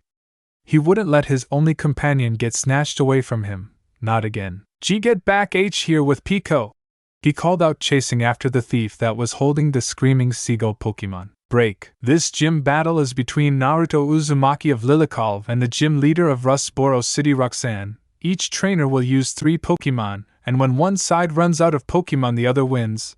The challenger may substitute their Pokémon, but the gym leader may not. Are both of you ready? Yes. Bring it on, Databane. Damn it, Naruto, watch your mouth. There are children present, Roxanne scolded. But on the inside she was giggling at Naruto, who's had that catchphrase since they were kids, just like his older sister. Begin! Let's go, Saber! The shiny Ralts appeared on the field with a cry of his name, ready for battle. Assist me, Anorith! Anorith was a greenish-gray arthropod. It had stalks extending from either side of its head, with large, spherical eyes at the tips. The middle of its head was black with 2 red, teardrop-shaped markings, and an X-shaped mouth is visible on the underside of its torso. Beneath its head are 2 large, segmented claws that serve as weapons and are used to capture prey. On each side of its body are 4 white appendages with red tips. A fossil Pokémon? The redhead said as he held up his orange and black Pokédex. Anorith, the old shrimp Pokémon. Anorith was regenerated from a prehistoric fossil. This primitive Pokémon once lived in warm seas. It grips its prey firmly between its 2 large claws. Not bad, Roxanne. I'll start off first. Saber, use Ice Punch, Naruto said as Saber darted towards the fossil Pokémon at an impressive speed. But before he could land a hit, Anorith quickly vanished and appeared next to Roxanne. It's fast, the rock-type gym leader wagged her finger from side to side. Not so fast, Naruto. My Anorith is the fastest Pokémon on my team. He is not going to be able to be hit so easily, she scolded. Naruto just shrugged in response with a slight frown on his face. Well, sue me for trying. No thanks, I'll just attack instead. Anorith, use Metal Claw, Roxanne ordered as her fossil Pokémon rushed Saber at a fast pace and managed to score a hit. The fact that Saber is part fairy type didn't help, but what did help was that Saber was able to block the attack, taking only a fraction of the usual damage. Naruto and Saber grinned in response as Saber shook his arms to null the sting. Saber, let's step it up, he said as they both began bouncing on the balls of his feet. Saber nodded in response as the two began to synchronize their movements. Interesting, Roxanne thought before telling Anorith to use Metal Claw in succession. The fossil Pokémon ran right in front of Saber, and prepared to strike him down, only for the feeling Pokémon and his trainer to dodge the strike. Anorith! It called out, trying to land a hit again, only for that one to be dodged too. Saber, use Ice Punch, and then Confusion, Naruto said as Saber punched the fossil Pokémon's unguarded stomach before sending it flying with the Psychic-type attack. Saber smiled as he remembered what happened with him and Naruto after the redhead's scuffle with the Team Aqua and Team Magma goons yesterday in Petalburg Woods. So you want to learn my fighting style, do ya? He asked as Saber was kneeling down in a Seiza position. Ralts! The shiny feeling Pokémon nodded before Naruto gave him a fanged grin. Naruto was already in front of Saber before throwing down a fist towards him. He stopped a hair away from the feeling Pokémon's blue hair. Saber didn't flinch, instead a blue force was stopping Naruto's fist from touching him. Then get ready, because I'm not holding back and neither are these two, the blue-eyed teen said with his Mudkip and his Diancie right behind him giving dark smiles. Back to the present. Anorith use water gun! Naruto and Saber dodged to the side before Naruto began. Saber used confusion to toss Anorith up into the air. Naruto ordered as the old shrimp Pokémon was tossed into the air. Now use Thunder Punch! Saber jumped into the air and slammed a yellow-coated fist into the fossil Pokémon, and sending Anorith to the ground, getting a cloud of dust to surround it. Shake it off and use Metal Claw! Roxanne ordered as Anorith rushed out the cloud of dust with an iron claw, catching Saber off guard and sending him flying. The Ralts skidded along the ground for a short distance. Saber, are you alright? Naruto asked as Saber nodded. Roxanne soon ordered another Metal Claw attack. Anorith is too fast. Wait, he's too fast. Saber, use Ice Punch on the ground! The redhead said as the feeling Pokémon punched the ground, turning the field into a slippery ice stage. Oh no, Anorith! Roxanne said as Anorith began sliding across the field so fast that it wasn't able to stop itself and smacked into the wall. The old shrimp Pokémon shifted from side to side with swirly eyes after getting back up. Naruto took this as an opportunity. Saber, use Ice Punch again! Saber slammed a light blue-covered blue fist into the top of the fossil Pokémon's head, knocking it out. That was smart, Milis thought from her place in the stands surrounded by children. He froze the field, and because he did, Anorith couldn't control its already incredibly speed, giving him an opening. I've got to admit, Naruto is very good at developing strategies off the top of his head. Anorith, return, you did a good job today, the red-eyed gym leader said, returning her Pokémon before looking up at Naruto. I'm very impressed, Naruto. You actually managed to use Anorith's own speed against it. But don't think it's over yet. Assist me, Nose Pass. A blue, angular, hard bipedal Pokémon that closely resembled the Easter Island heads. It also had a bright red, triangle-shaped nose. So it's a Nose Pass this time, Naruto said with a calculating eye before his Pokédex went off. Nose Pass, the compass Pokémon. Nose Pass's magnetic nose is always pointed to the north. If two of these Pokémon meet, they cannot turn their faces to each other when they are close because their magnetic noses repel one another. Interesting. Saber, use confusion! The blue-eyed red-headed trainer said as the Ralts trapped Nose Pass in a blue field of energy. But Roxanne didn't look the slightest bit worried. Nose Pass, use Sandstorm! She ordered as the two battling Pokémon were surrounded by a large storm of sand, breaking Saber's concentration, which proved to be his downfall. Now use Power Gem! The compass Pokémon fired a large group of stones at the feeling Pokémon, sending him flying towards the wall, and would have if Naruto hadn't caught him out the air. Naruto smiled at the fading Saber and gave him a pat on the head. I'm very proud of you, Saber, so take a good long rest. Milis bit the end of her thumb. I guess those metal claws from Anorith took its toll on Saber. Our Ralts, Saber said as he was engulfed in a bright red light and returned to his premier ball. Naruto turned towards Roxanne with a slight feral grin on his face. Let's go, Mimi! Naruto said as his Mudkip hopped out onto the field ready for battle. Mudkip Mud! Alright, Mimi, let's start off with Water Gun! Mimi nodded before firing a stream of water at the compass Pokémon. Nose Pass, counter with Sandstorm!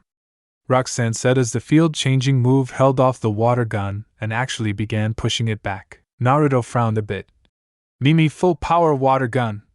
He said as Mimi's water gun increased in pressure and completely overtook the sandstorm and managed to score a direct hit on Nose Pass, sending it back just a bit. Nose Pass shook off the attack with some difficulty and glared, if it could, at the Mudfish Pokémon. We're not done yet, Mimi, use Mud Slap! Naruto said as Mimi kicked up some mud from part of the field that wasn't frozen and blinded the compass Pokémon with a super effective ground-type move. Now start moving around so he can't spot you.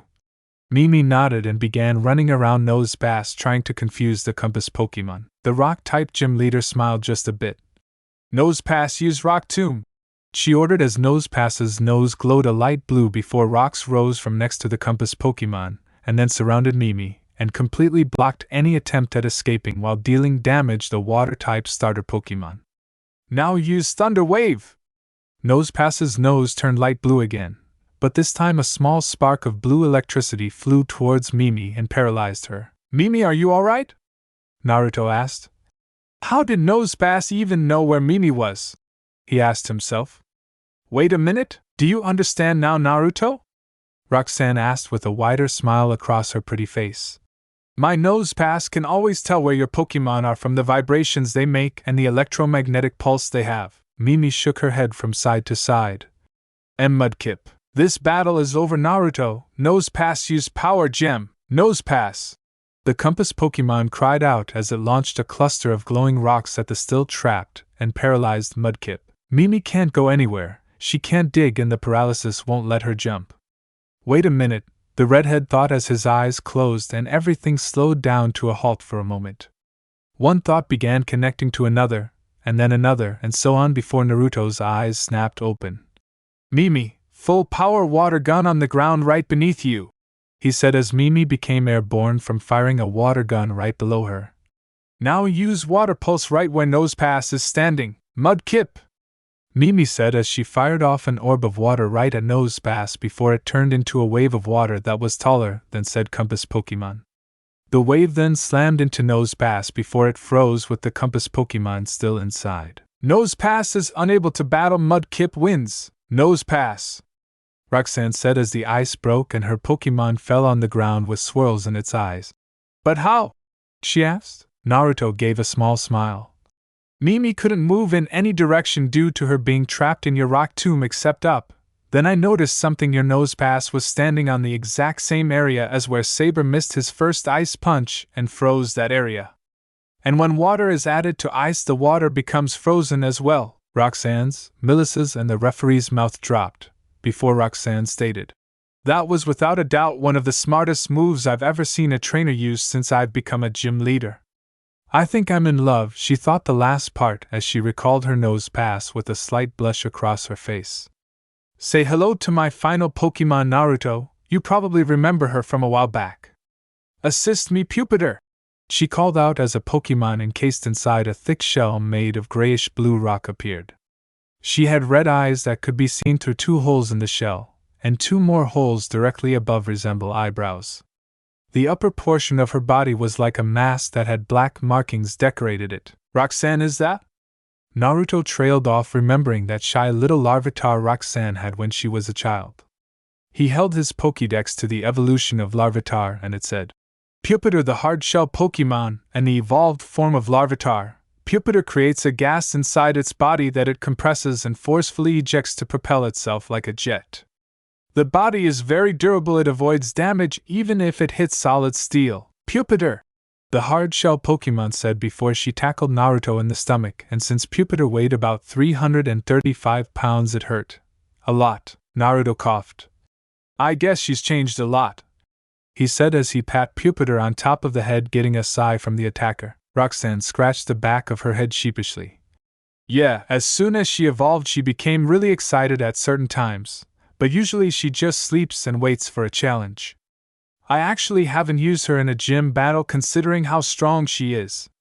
I just think it wouldn't be fair to use her against a trainer's Zigzagoon, and when I did use her against a particularly angry trainer he freaked out and I had to give him a badge or else he'd complain to the Pokémon League officials.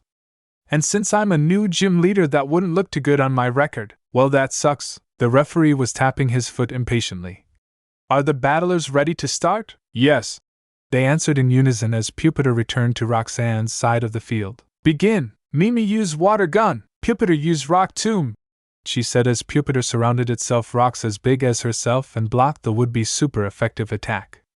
Now use chip away, the rock-type gym leader ordered before Pupitar glowed white and charged at the Mudkip with an incredible speed. The hard-shell Pokémon made contact and sent Mimi straight up into the air. Now use rock tomb. Pupitar called out her own name before bombarding Mimi with rocks while she was still airborne.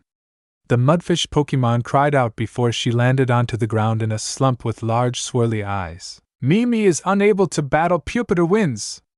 Challenger, please send out your next Pokémon. You did a good job, Mimi, the redhead said before he returned Mimi and grabbed his cherished ball towards the brunette with.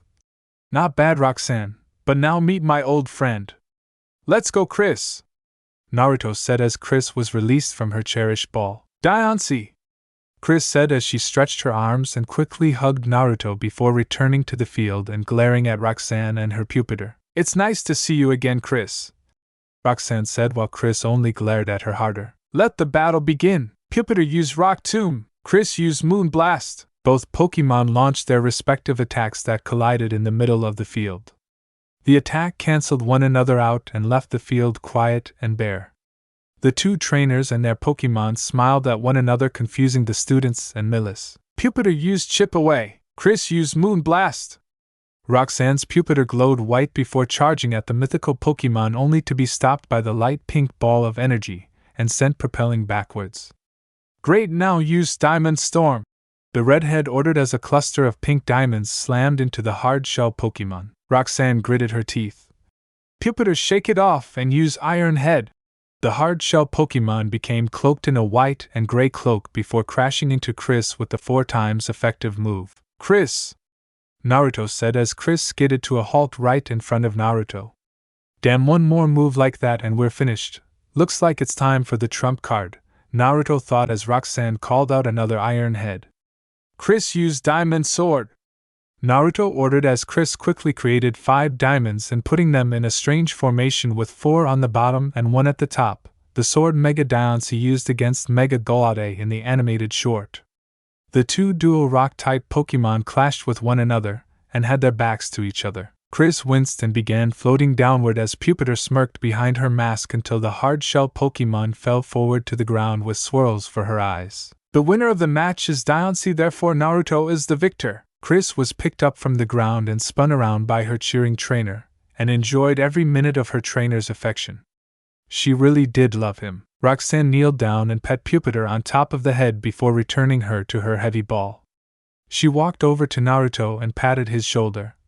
That was an excellent match, Naruto, and now I present to you the stone badge and 2 more items. Naruto tilted his head to the side as he accepted the stone badge. I thought I only got the stone badge for beating the Rustboro gym. Is there something else? He asked with excitement and curiosity. Roxanne nodded. Yes, first off I present you with TM39 Rock Tomb, and if I'm correct your Mudkip can learn it, and then I shoot, she said as she dropped a letter that floated behind her. The rock-type gym leader turned around and bent over to pick up said letter, unintentionally flashing Naruto with underside of her dress. Teddy bear panties, Naruto whispered as blood slightly dripped out of Naruto's nose. He wiped it away quickly so nobody would notice. Guess Roxanne inherited her mother's rear end, which was in a class all its own. Chris just glared at Roxanne with a scathing intensity and hopped onto Naruto's shoulder. Milis was also slightly glaring at Roxanne but quickly stopped as the rock-type gym leader gave Naruto a letter. This is from your older sister Kushina. She gave it to me to give to you when she passed by not too long ago for a contest, the brunette said before she palmed her fist. Are you going to be participating in the junior tournament tomorrow? Why, yep, that's why I decided to come see you so early so that my Pokémon could be healed before the tournament began, Naruto said with a slight stutter as Roxanne quickly kissed his cheek. For good luck tomorrow. I'll be in the stands watching, Roxanne said as she and her class returned to class and made a quick trip to the Pokémon Center to heal her Pokémon. Diancie, the jewel Pokémon muttered before her blue-eyed male trainer rubbed her head and exited the gym with Milis right behind him. Milis smiled. That was a really good battle, Naruto. I didn't think Chris could use her diamonds like that to make a sword. Neither did I, he stated with a slightly sheepish grin. Milis's smile dropped. Are you saying that you guessed that Chris could manipulate diamonds like she just did? You better believe it, Databane, Naruto said before someone crashed into him. The culprit was of the pirate people that he met a day ago. It wasn't the same one in the forest, but you couldn't get rid of the image of that outfit out your head no matter how hard you tried. Wait! Get back here with the Devon goods! The same scientist from Petalburg Forest yelled as he tripped and fell on the ground. He reached up only to see Naruto and Milis rushing up to him to help him up. Oh, thank goodness it's you two again. I need your assistance. That villain has stolen a very important part of our research. I need you two to get it back. Team Aqua headed out towards the Rustboro tunnel. Naruto looked towards Milis. My Pokémon are a bit weak from the gym battle we just had, he said before Chris looked towards him with a pleading glance, but she winced just a bit from the iron head from Roxanne's Jupiter. No buts, Chris. All 3 of you need to be healed, so I'm taking you to the Pokémon Center before I go just in case Milis needs assistance. Chris's pleading glance turned into a teary pout before the redhead took her and her allies to the Pokémon Center after a quick nod from the blue-eyed female. About 30 minutes later, which way did he go? Milis asked herself before an old man with a white beard and semi-bald head was dragging himself along the ground right at the entrance of Rustboro Tunnel. The blue-eyed treasure hunter ran up to the old man and sat him against the entrance. "What are you doing out here?" the old man coughed. "That bee bastard took Pico. Please save him. Please save Pico." Mr. Briny pointed at the entrance with a shaky hand as his coughing increased. Milis sighed. "I'll get you your Pico back." She ran into the cave with a new purpose before she could hear talking a little ways down the cave. "I think I finally got away," the Team Aqua grunt said as he held up the Devon goods and the tied-up Pico in one arm before a pair of vines snatched the two out of his hands and retracted back from where the grunt just came. "Good job, Chasepin," Milis said as she caught Pico and the Devon goods. She looked at the Devon goods for a little longer than normal. "I wonder how much this could go for on the black market?" the grunt growled before he tossed out 2 Pokeball. "Come on out, Poochyena and Grimer," he called as the small hyena Pokemon hopped out onto the field along with a purple sludge-like Pokemon that smelled completely awful. "Chasepin use Rollout on Poochyena and Honage use Shadow Sneak on Grimer," she ordered as the grass-type starter turned into a green ball that charged Poochyena and managed to connect while at the same time that Honage's shadow stretched out from behind Grimer before said shadow slashed Grimer from behind. "That's pathetic. Let me show you a real move. Poochyena use Fire Fang on Honage and Grimer use Sludge Wave," he ordered as the bite Pokemon bit Chasepin with a maw full of fire before the 2 Pokemon were hit with a wave of poisonous gunk. Milis gritted her teeth as Honage was inflicted with a burn while Chasepin was inflicted with poison, but luckily for her she had given both of them lumberries before the battle had begun. Her Pokemon's ailments healed before the blue-eyed female called out. "Chasepin use Vine Whip, Honage use Fury Cutter."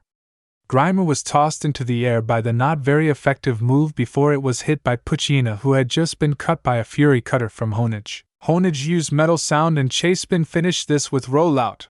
The sword Pokemon made a loud screeching sound that made both of the grunts' Pokemon cringe before they were finished with an even stronger Rollout. "Nice job." The grunt stomped his feet on the ground in the cave that was unstable from all the battling. The ground began shaking before rocks began falling from the ceiling. The grunt returned his Pokemon before running away, leaving Milis and her Pokemon to dodge the falling rocks and try to escape at the same time. A horde of Wishmer ran past them in an attempt to escape the collapsing of their home. "Come on guys, we got to get out of here," Milis said as she continued to dodge rocks until they blocked her way out. An enormous rock fell from the ceiling that the bespectacled and her Pokemon wouldn't be able to avoid or destroy, so she held the Wingull close to her chest along with her Pokemon and prepared for the worst. "Dad, I'm sorry." She heard a large crack and waited for the impact only to feel nothing. "What the hell are you doing?" a familiar voice said. Milis turned to see the redhead holding up the rock up with both of his hands, but it was easy to tell he couldn't hold it up forever. "Go now!" But the entrance dash. She began only to see the rock blocking the entrance was crushed into pebbles. She turned towards Naruto with a glance. "You better make it out alive. I don't want my new friend to die," she said before carrying the Pokemon out the cave. Naruto grunted as he fell to his knee as memories began flooding through his head. "Damn it, I'm not going out like this. I'm not gonna lose to a freaking boulder for Akria's sake. I'm Naruto Uzumaki and I will not be beaten just yet," he said as one last memory that didn't belong to him appeared. All he could see was that he was in an orange-painted room with many Pokemon toys placed in his crib. Someone leaned over the crib with a small smile on their face. "I'm glad you were born, my little Maelstrom," another voice rang though his head right after the memory did. "So you're the one, huh?" a mischievous voice chuckled. "I guess you can borrow some of my power, then just don't blow up the city with it." Naruto's eyes turned golden and slitted before he got up to both of his feet and took one hand off the boulder and clenched it into a fist. That same fist had a gold bracelet around his wrist that glowed the same gold as his eyes. With a roar, he slammed his fist upwards into the boulder, causing it to crack straight through the middle and turn it into pebbles just like the boulder at the front. The bracelet vanished as did the slit in his eyes and they turned back into the normal blue. He shook his head to the side to try and get the fuzzy feeling out of his head, all the while stumbling out the cave to meet with Milis and Mr. Briny. But unknown to him, he was being watched once again. It was the same figure with the Wishmer from Petalburg Forest who stepped out from the wreckage of the boulders. "That was kinda hot," she said with a quick lick of her lips. Her Wishmer just sighed in response. At the Pokémon Center an hour later. "Oh, alright, I get it. I'm sorry, Chris," Naruto said as Chris finally stopped hitting him upside the head, while Mimi just slept in his lap and Saber was just laughing at Naruto while remaining out of reach of the redhead. Said redhead had just gotten a scolding from Milis and Nurse Joy and had 3 lumps on his head, while he also had to sit in the corner. But as thanks for his actions, Milis gave him a quick peck on the cheek opposite of the one Roxanne kissed. The two had just gotten back from their meeting with the president of the Devon Corporation, Mr. Stone, and he had asked them to deliver an item to his son who was in the cave located on Duford Island. Luckily for the two, Mr. Briny was a sailor who still had a working boat, so as thanks for saving Pico they could catch a ride to anywhere there was water. Milis sulked. "I can't believe Rustboro Tunnel got closed down. That means I can't investigate the treasure now." Naruto gave her a pat on the back. "Come on, there's many more treasures across Hoenn, and I'll help you find each and every one of them. You promise?" Milis asked a bit childishly as she held out her pinky. Naruto's pinky intertwined with hers. "I promise. Now come on, we have stuff to do before the tournament tomorrow," he said as the two went to prepare for the tournament tomorrow, while Naruto and Milis decided to call their parents. They left out the part about the Rustboro Tunnel collapsing. 3 days later, the stadium was full of life as spectators began cheering for the 16 competitors down on the field.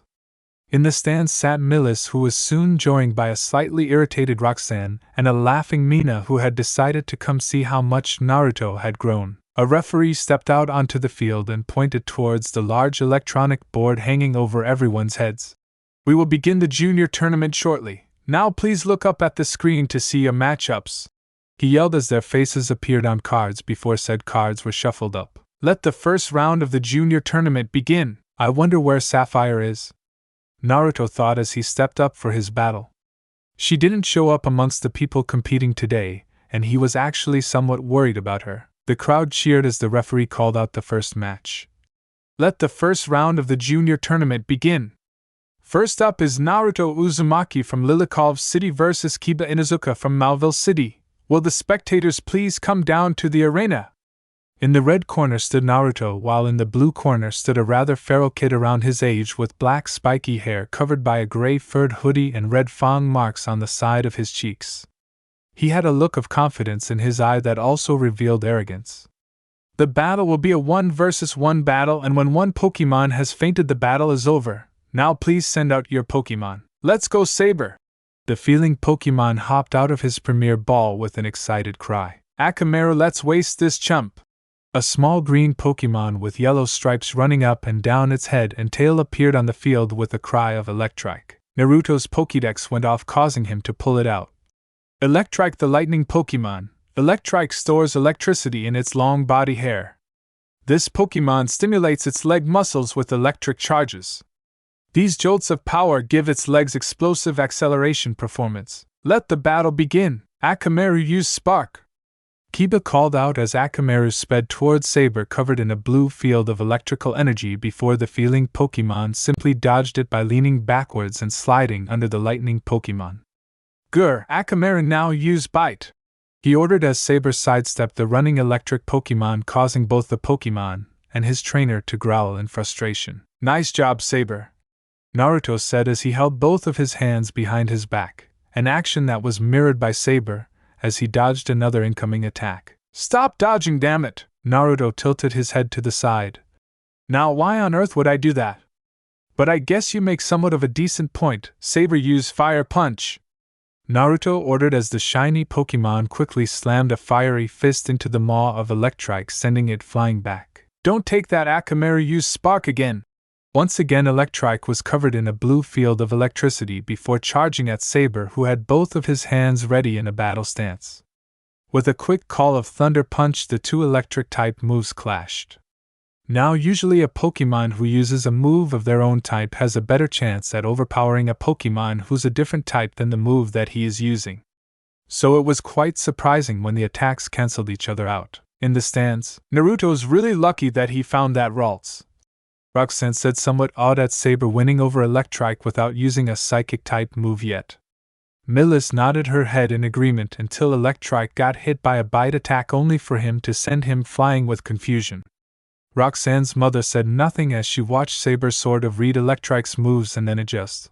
While it's mostly true that Ralts is a fine Pokémon, I have a feeling Naruto's nature strengthened it even further. Higher up in the stands, a tanned figure giggled as she watched Kiba continue to grow more and more frustrated as only a few of all of his attacks actually made contact. While on the other hand, Naruto and Saber looked to be perfectly fine as all of his attacks connected. Man, this guy is good. Wish. Aster said as she hopped on her mother's shoulder. The girl petted Aster on the head. I know, Aster, but it will be a minute before you can get any brothers or sisters. Whismer. Back with the battle. I've had enough of your damn dodging. Akamaru use takedown. The rather feral male ordered as Electrike was coated in a yellow glow before charging at speeds faster than normal. Naruto's expression turned serious as his eyes zeroed in on Electrike and noticed that the lightning Pokémon had a slight bruise forming on his head after the first punch. Saber used Magical Leaf. Ralts! The shiny-feeling Pokémon cried out before launching a plethora of colored leaves at the incoming Pokémon. The leaves flew extremely close to the ground, kicking up a small storm of dust before they crashed into the incoming electric Pokémon. Push through it, Akamaru! Kiba called out, and despite Akamaru taking even more damage, it pushed through the attack. But when he made contact with Saber, Electrike passed through the feeling Pokémon as if he wasn't even there. What the hell? Kiba yelled, looking around for Ralts, and then turned towards Naruto. Hey, where the hell is your Pokémon? Saber use Ice Punch. Naruto muttered, looking up at the sky. Kiba and the people in the crowd looked up to see Saber falling towards the ground with a fist encased in an icy blue aura before said fist crashed into Electrike's skull. Not at full force, of course, as that might result in brain trauma, so Saber used just enough strength to KO the electric-type Pokémon. Electrike is unable to battle.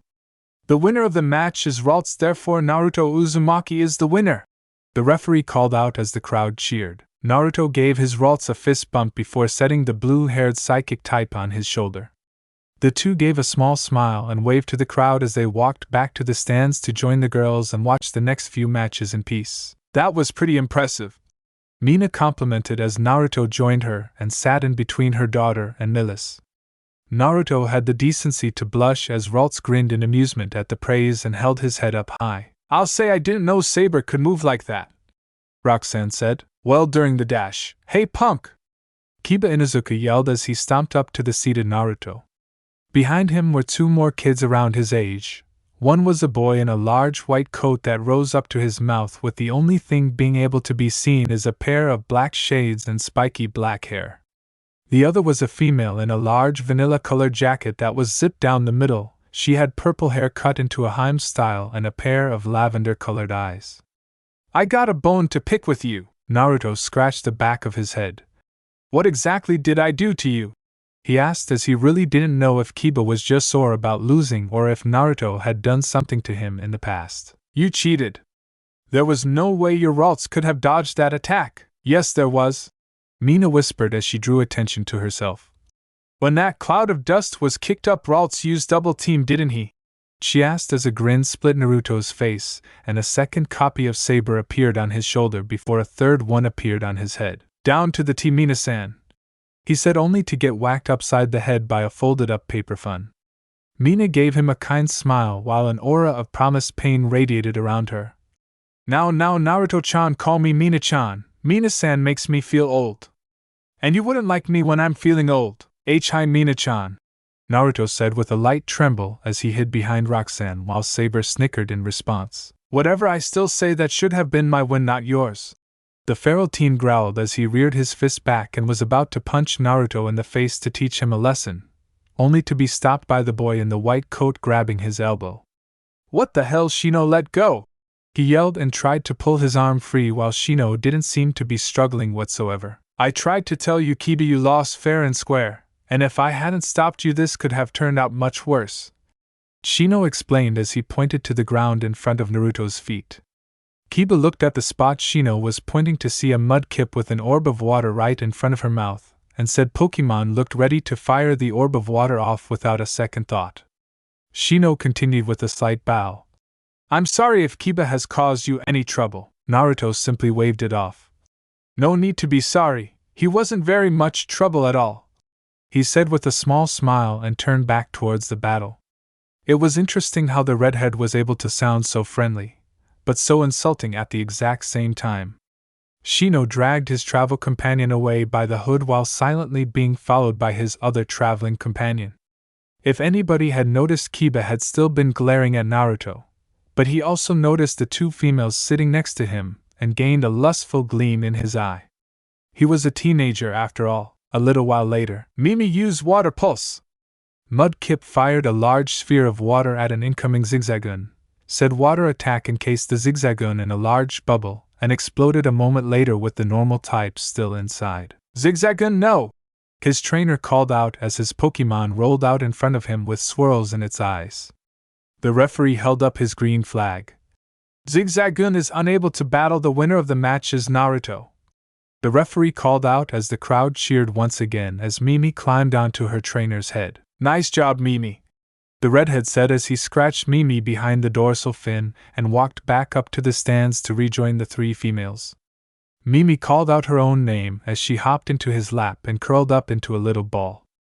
Naruto laughed at the water-type starter before turning his attention back onto the battlefield. In the green corner from Fallarbor Town is Zinnia, and in the red corner from Slateport City is Jump, the ref said as two trainers stepped onto the field.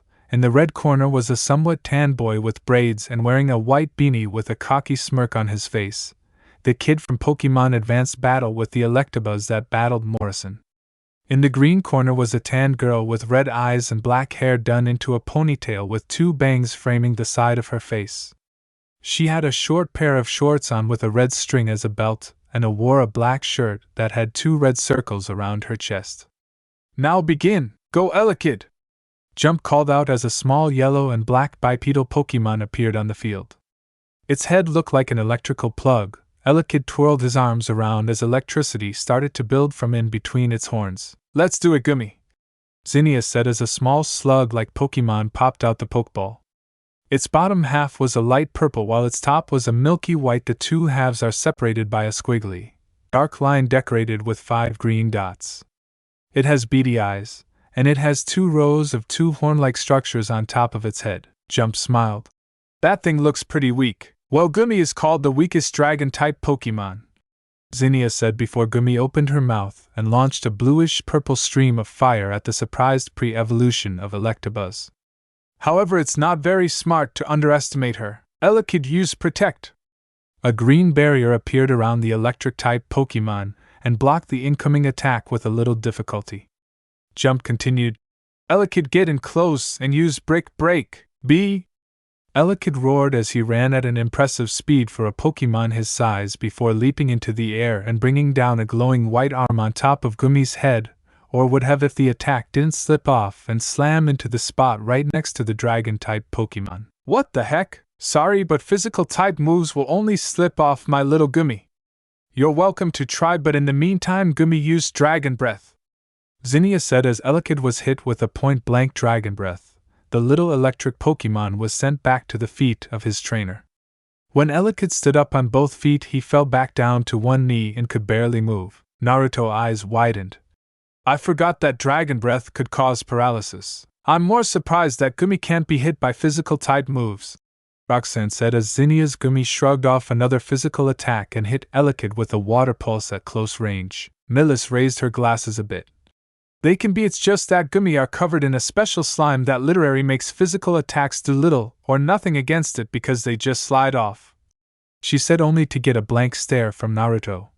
Don't look at me like that. Gummy are native to the Kalos region. Elekid used Thunder Shock, Jump ordered as his Elekid began ramping up electricity before directing it towards Gummy. The dragon Pokémon sighed before her trainer asked her to use Dragon Breath in response. Gumi loved her trainer dearly despite the two having almost opposite personalities. But this mission she was on might not be the best idea for someone so young to take on. Zinnia should be a normal teen, she should have a crush on a boy and be too shy to tell him her feelings. But all that matters to her right now is this mission and the more personal one she had recently dedicated herself to. Gumi launched a stronger dragon breath that engulfed the thunder shock and overwhelmed Elekid and KO'd it with little difficulty. Elekid is unable to battle. Gumi is the winner, therefore Zinnia is the winner, the referee said as Zinnia moved on to the semifinals and began walking off the arena only to stop about halfway. The tanned female turned to the audience, or more specifically to where Naruto was sitting. Said redhead looked from side to side trying to see who she was staring at only to notice that she was staring directly at him. She giggled to herself before waving at him and leaving the field. Looks like Zinnia will be one tough opponent, Mina said before she saw her daughter's somewhat irritated expression. And apparently in more ways than one. Will the next contestants please step onto the field? The next round about 45 minutes later. The first semi-final round shall now begin. In the red corner is Naruto Uzumaki from Lilikov City and in the green corner is Zinnia from Fallarbor Town. Now begin, Mimi, come on out! The Mudkip came out with a cry of her name. Let's do it, Bagon! A small blue Pokémon that had a snout, slit eyes, and a yellow lower jaw with 2 teeth protruding upwards. 3 thick gray ridges cover the top of its head, and continue downwards to cover its neck as well. It had stubby arms and short legs. Naruto held put his Pokédex which said, Bagon the Rockhead Pokémon. Bagon harbors a never-ending dream of one day soaring high among the clouds.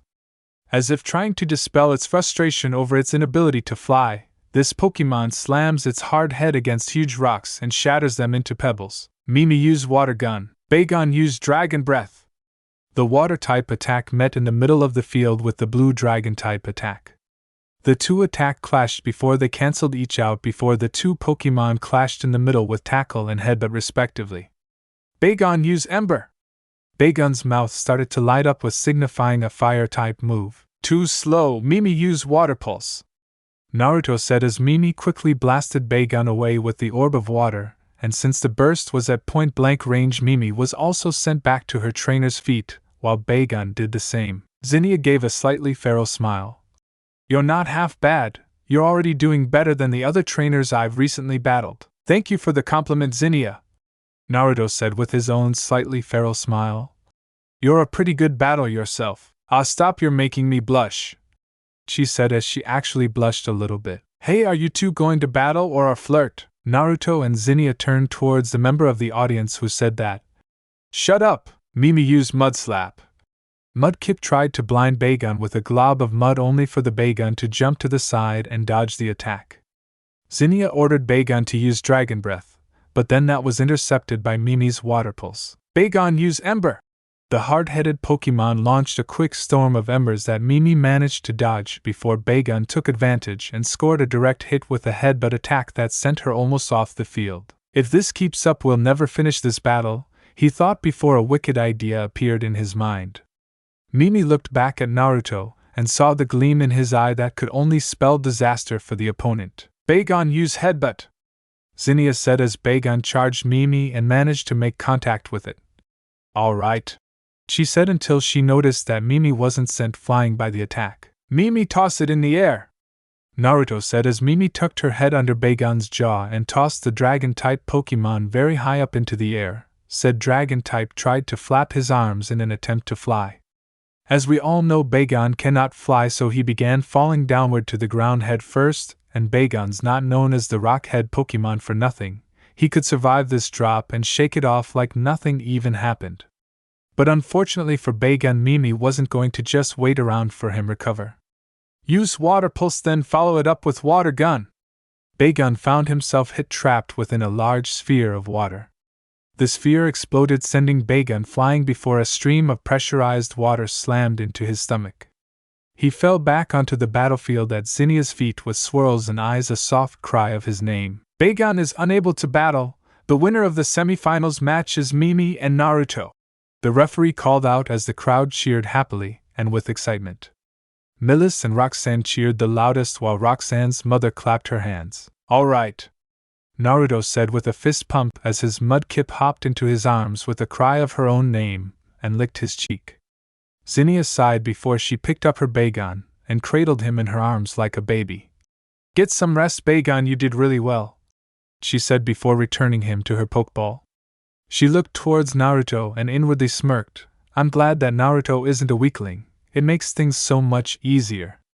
The two trainers walked to the middle of the field and shook hands before they got off the field for the second half of the semifinals. Naruto returned the stands with Mudkip on top of his head and sat between Milis and Roxanne before the cherished ball in his bag began shaking. Chris peeked her head out of Naruto's bag and hopped into his lap with a cheer of her name only to be quickly put back in the bag. Naruto put the bag on his legs and held it close to him before he whispered, "Sorry, Chris, but I don't want anybody to know about you just yet. People might start coming after me to get to you, and I don't want to have to worry about that just yet." "Diancie," Chris said with an understanding nod before she peeked her eyes out of the bag and watched the second of the semifinals started. The two trainers were somewhat cocky and they were pretty decent, but they couldn't hold a candle to hers. The black-haired one kind of rubbed her the wrong way. Since she was a fairy type, she could somewhat feel of the mood of people around her, and at this moment all she could feel was malice and an air of superiority from the black-haired boy. But lucky for Chris, her trainer's aura overpowered the aura of malice. The match ended with the black-haired boy's Dano savagely beating his opponent's Slacketh after the battle was over. The referee stepped, finally having enough of this. "That's enough.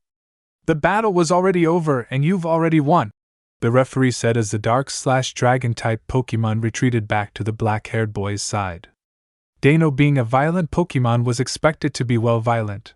But this Dano was more violent than their final form's Hydreigon, and its trainer didn't seem to care in the slightest. Mina scowled at the trainer as he stepped off the field with a self-entitled swagger, while her daughter outright growled at the boy. It took her a moment to remember that this was the child that Roxanne's puppeteer dealt with, and then complained about it when he lost. The jewel Pokémon looked up at her trainer, and wasn't surprised to see that he was glaring at the black-haired with an unbridled amount of fury in his eyes. Naruto loved Pokémon, but that didn't mean he automatically liked their trainers. At a very early age he had found that not all Pokémon trainers were good people. Some liked to pick on younger trainers.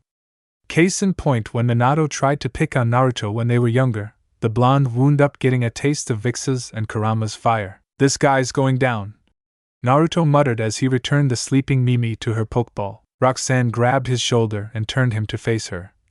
"Naruto, be careful. He's a pretty decent trainer, but not anything you can handle.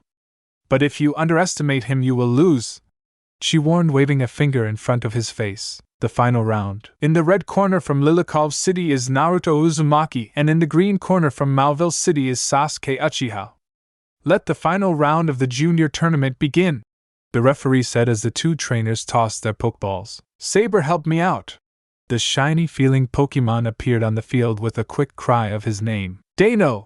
A small blue four-legged Pokemon with black fur over his eyes that pointed up into a large spike. Its entire body was covered in bruises, but this was normal for the irate dragon-type Pokemon. Naruto's Pokédex went off and spoke in a feminine tone. "Dano, the irate Pokemon, they cannot see, so they tackle and bite to learn about their surroundings. Their bodies are covered in wounds because of their tendency to bite and tackle anything that moves." Sasuke was the first to call out a move. Dano used Dragon Breath, he ordered as the Dark/Dragon-type hybrid launched a blue and purple stream of fire at the feeling Pokemon. Naruto crossed his arms, an action that was mirrored by his Ralts. The Dragon Breath struck with intensity and engulfed the shiny Pokemon with ease. Sasuke laughed at the redhead trainer doing nothing. "What's the matter? Are you too scared to fight back?" Naruto uncrossed his arms and cracked his knuckles. "Saber used Teleport and then Ice Punch," he ordered as Saber teleported out of the way of the Dragon Breath and reappeared right next to Dano and smashed a super effective Ice-type move in the jaw of the blind Dragon-type. Saber smirked as Dano growled at him, while his trainer did the same. "You do know that Saber is also a fairy-type Pokemon, right?" the black-haired boy growled as his Dano shook off the blow to his face. Dano used Dark Pulse, Saber dodged and used Thunder Punch. Dano's mouth filled with dark energy as Saber's fist glowed a bright yellow and began to emit a cracking sound. The dark type fired an assortment of dark purple and black colored rings from nearly point-blank range, but the space in between the two basic stage Pokémon was far enough that Saber was able to get out the way of the dark pulse while only getting away with a nick. "Ralts!" Saber said as he sent his fist into the jaw of Dano, sending the dragon type to the ground with ease. Sasuke's fist clenched. "Dano, kick some sand into that Pokémon's eyes and then launch him into the air with headbutt," he said as Dano quickly blinded Saber. Saber tried to rub the sand out of his eyes before he found himself hit with a headbutt, and a moment later he was in the air. "Now use Incinerate, Teleport," Naruto said as Saber quickly vanished and reappeared on the field before he was engulfed in a torrent of flames. For the next few moments Saber dodged torrent after torrent of flames from the irate Pokémon until its trainer decided to change plans and ordered him to use Dragon Breath again. Naruto's eyes widened. "Saber, dodge it," he ordered, but Saber couldn't hear him over the crowd. He stood his ground and wasn't affected by the dragon-type attack, but he was affected by Dano biting his arm with a mouth full of flames, showing that the dark/dragon-type Pokémon knew Fire Fang. Dano used the Dragon Breath as a distraction, while the dragon-type ran behind the attack while at the same time filling his mouth with fire. Saber cried out in pain as Dano bit his arm with a maul full of fire before slamming him on the ground. "Dano, use Headbutt," the black-haired teen ordered as Dano ran in to deliver another headbutt attack. But this time Naruto and Saber were ready for the attack. Saber used Double Team and then Teleport. With a nod, the dual-type Psychic and Fairy-type Pokémon multiplied into 4 copies before all 4 of them teleported out the way of Dano's attack. For the next few minutes Saber and all his copies dodged Dano's attacks. "Disarming voice," Naruto whispered. Saber tilted his head back before he unleashed a pink sound wave of energy that had odd heart shapes right in front of Dano's face. The dark/dragon-type Pokémon almost instantly fainted from the 4 times effective move. "Ralts is the winner, therefore Naruto is the winner of the match. Your winner of the junior tournament is Naruto Uzumaki from Rustboro City," the referee called out before the crowd let out a deafening roar of cheers. Saber ran up to Naruto's side before his trainer picked him up and sat him on his shoulder. The 2 males raised their hands in the air and waved to the crowd. In the stands, Milis and Roxanne were cheering for the redhead, only for them to stop when they locked eyes.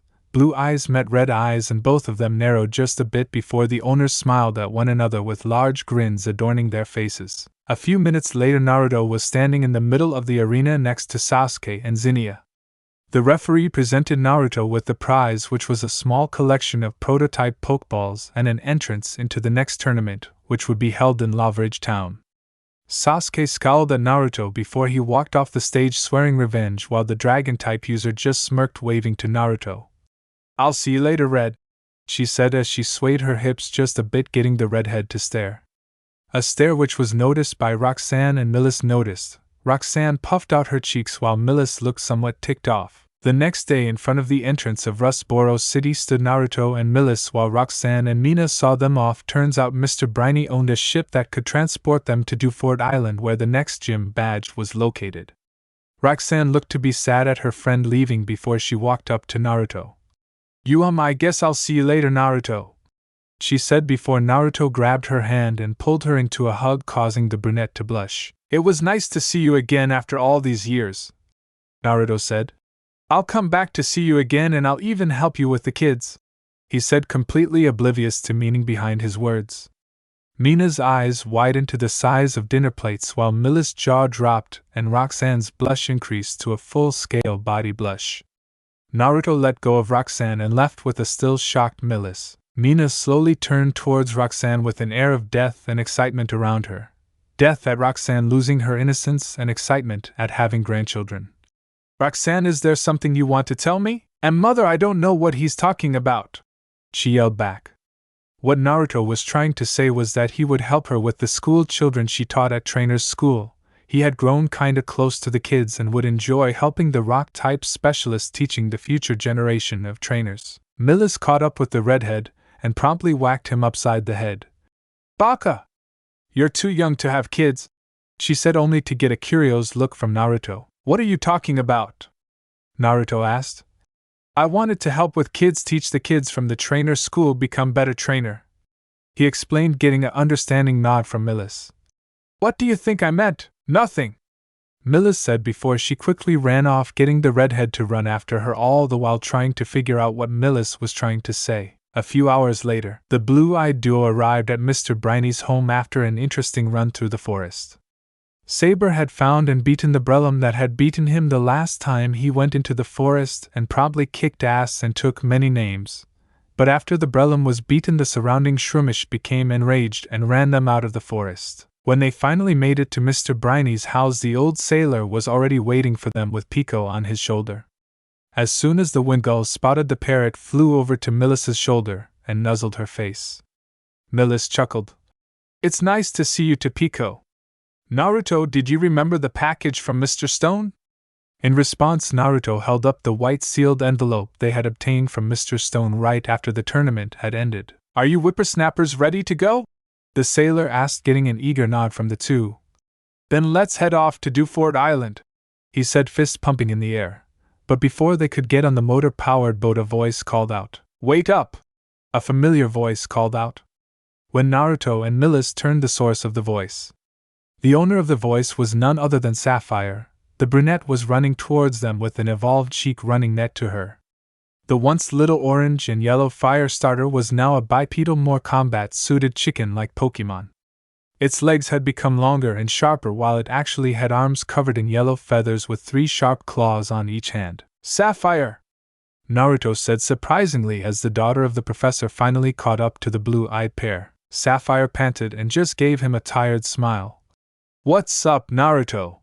She said with a pant in between each word. What happened? I thought you were going to compete in junior tournament, he said, while Milis huffed and left the two to catch up, while Mr. Briny just mumbled about young love, which got him a rather nasty stomp to his foot by the spectacled treasure hunter. Sapphire's gaze went from nice to angry in under a second.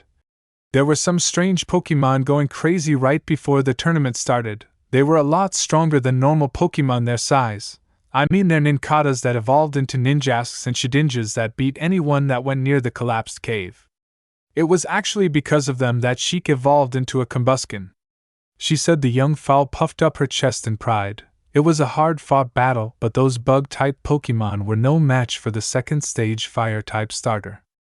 I heard from the gym leader that Mr. Briny was taking you and your friend to Dewford Island, so since I don't have a way to get there, I thought I would try to catch up to you too. Well, I think Milis and I wouldn't mind if you came with us, right, Milis? Whatever. See, she doesn't mind, Naruto stated with a wide grin before the two joined Milis on the boat, in an unknown location. Kurama use Inferno, a 17-year-old Kushina said as her platinum-colored Ninetales fired a spiral flame at a black and gray dog-like Pokémon that had 2 horns on top of its head. Houndoom use Flamethrower, the owner of the Houndoom said with no emotion in her voice as the dark and fire-type hybrid countered with its own flames, causing the two to clash. Join Team Magma, Kushina. Screw that Databane! The redhead yelled before Kurama and Houndoom to clash in the middle of the field with a headbutt. The owner of the Houndoom smiled, which sent a shiver down Kushina's spine. You have a brother, don't you, Kushina? Naruto, right? The Magma admin let out a small smile. Aha, I think it would be interesting to experiment with him. He is pretty cute, Kushina growled. Leave my little brother out of this. Aha, no. Has anyone ever told you that you're a bitch? Aha, 27 times. Chapter end. So this part ends here. I hope you guys enjoyed this video, so quickly like this video. And comment down below your thoughts about this series. And now it's time for me to go, bye.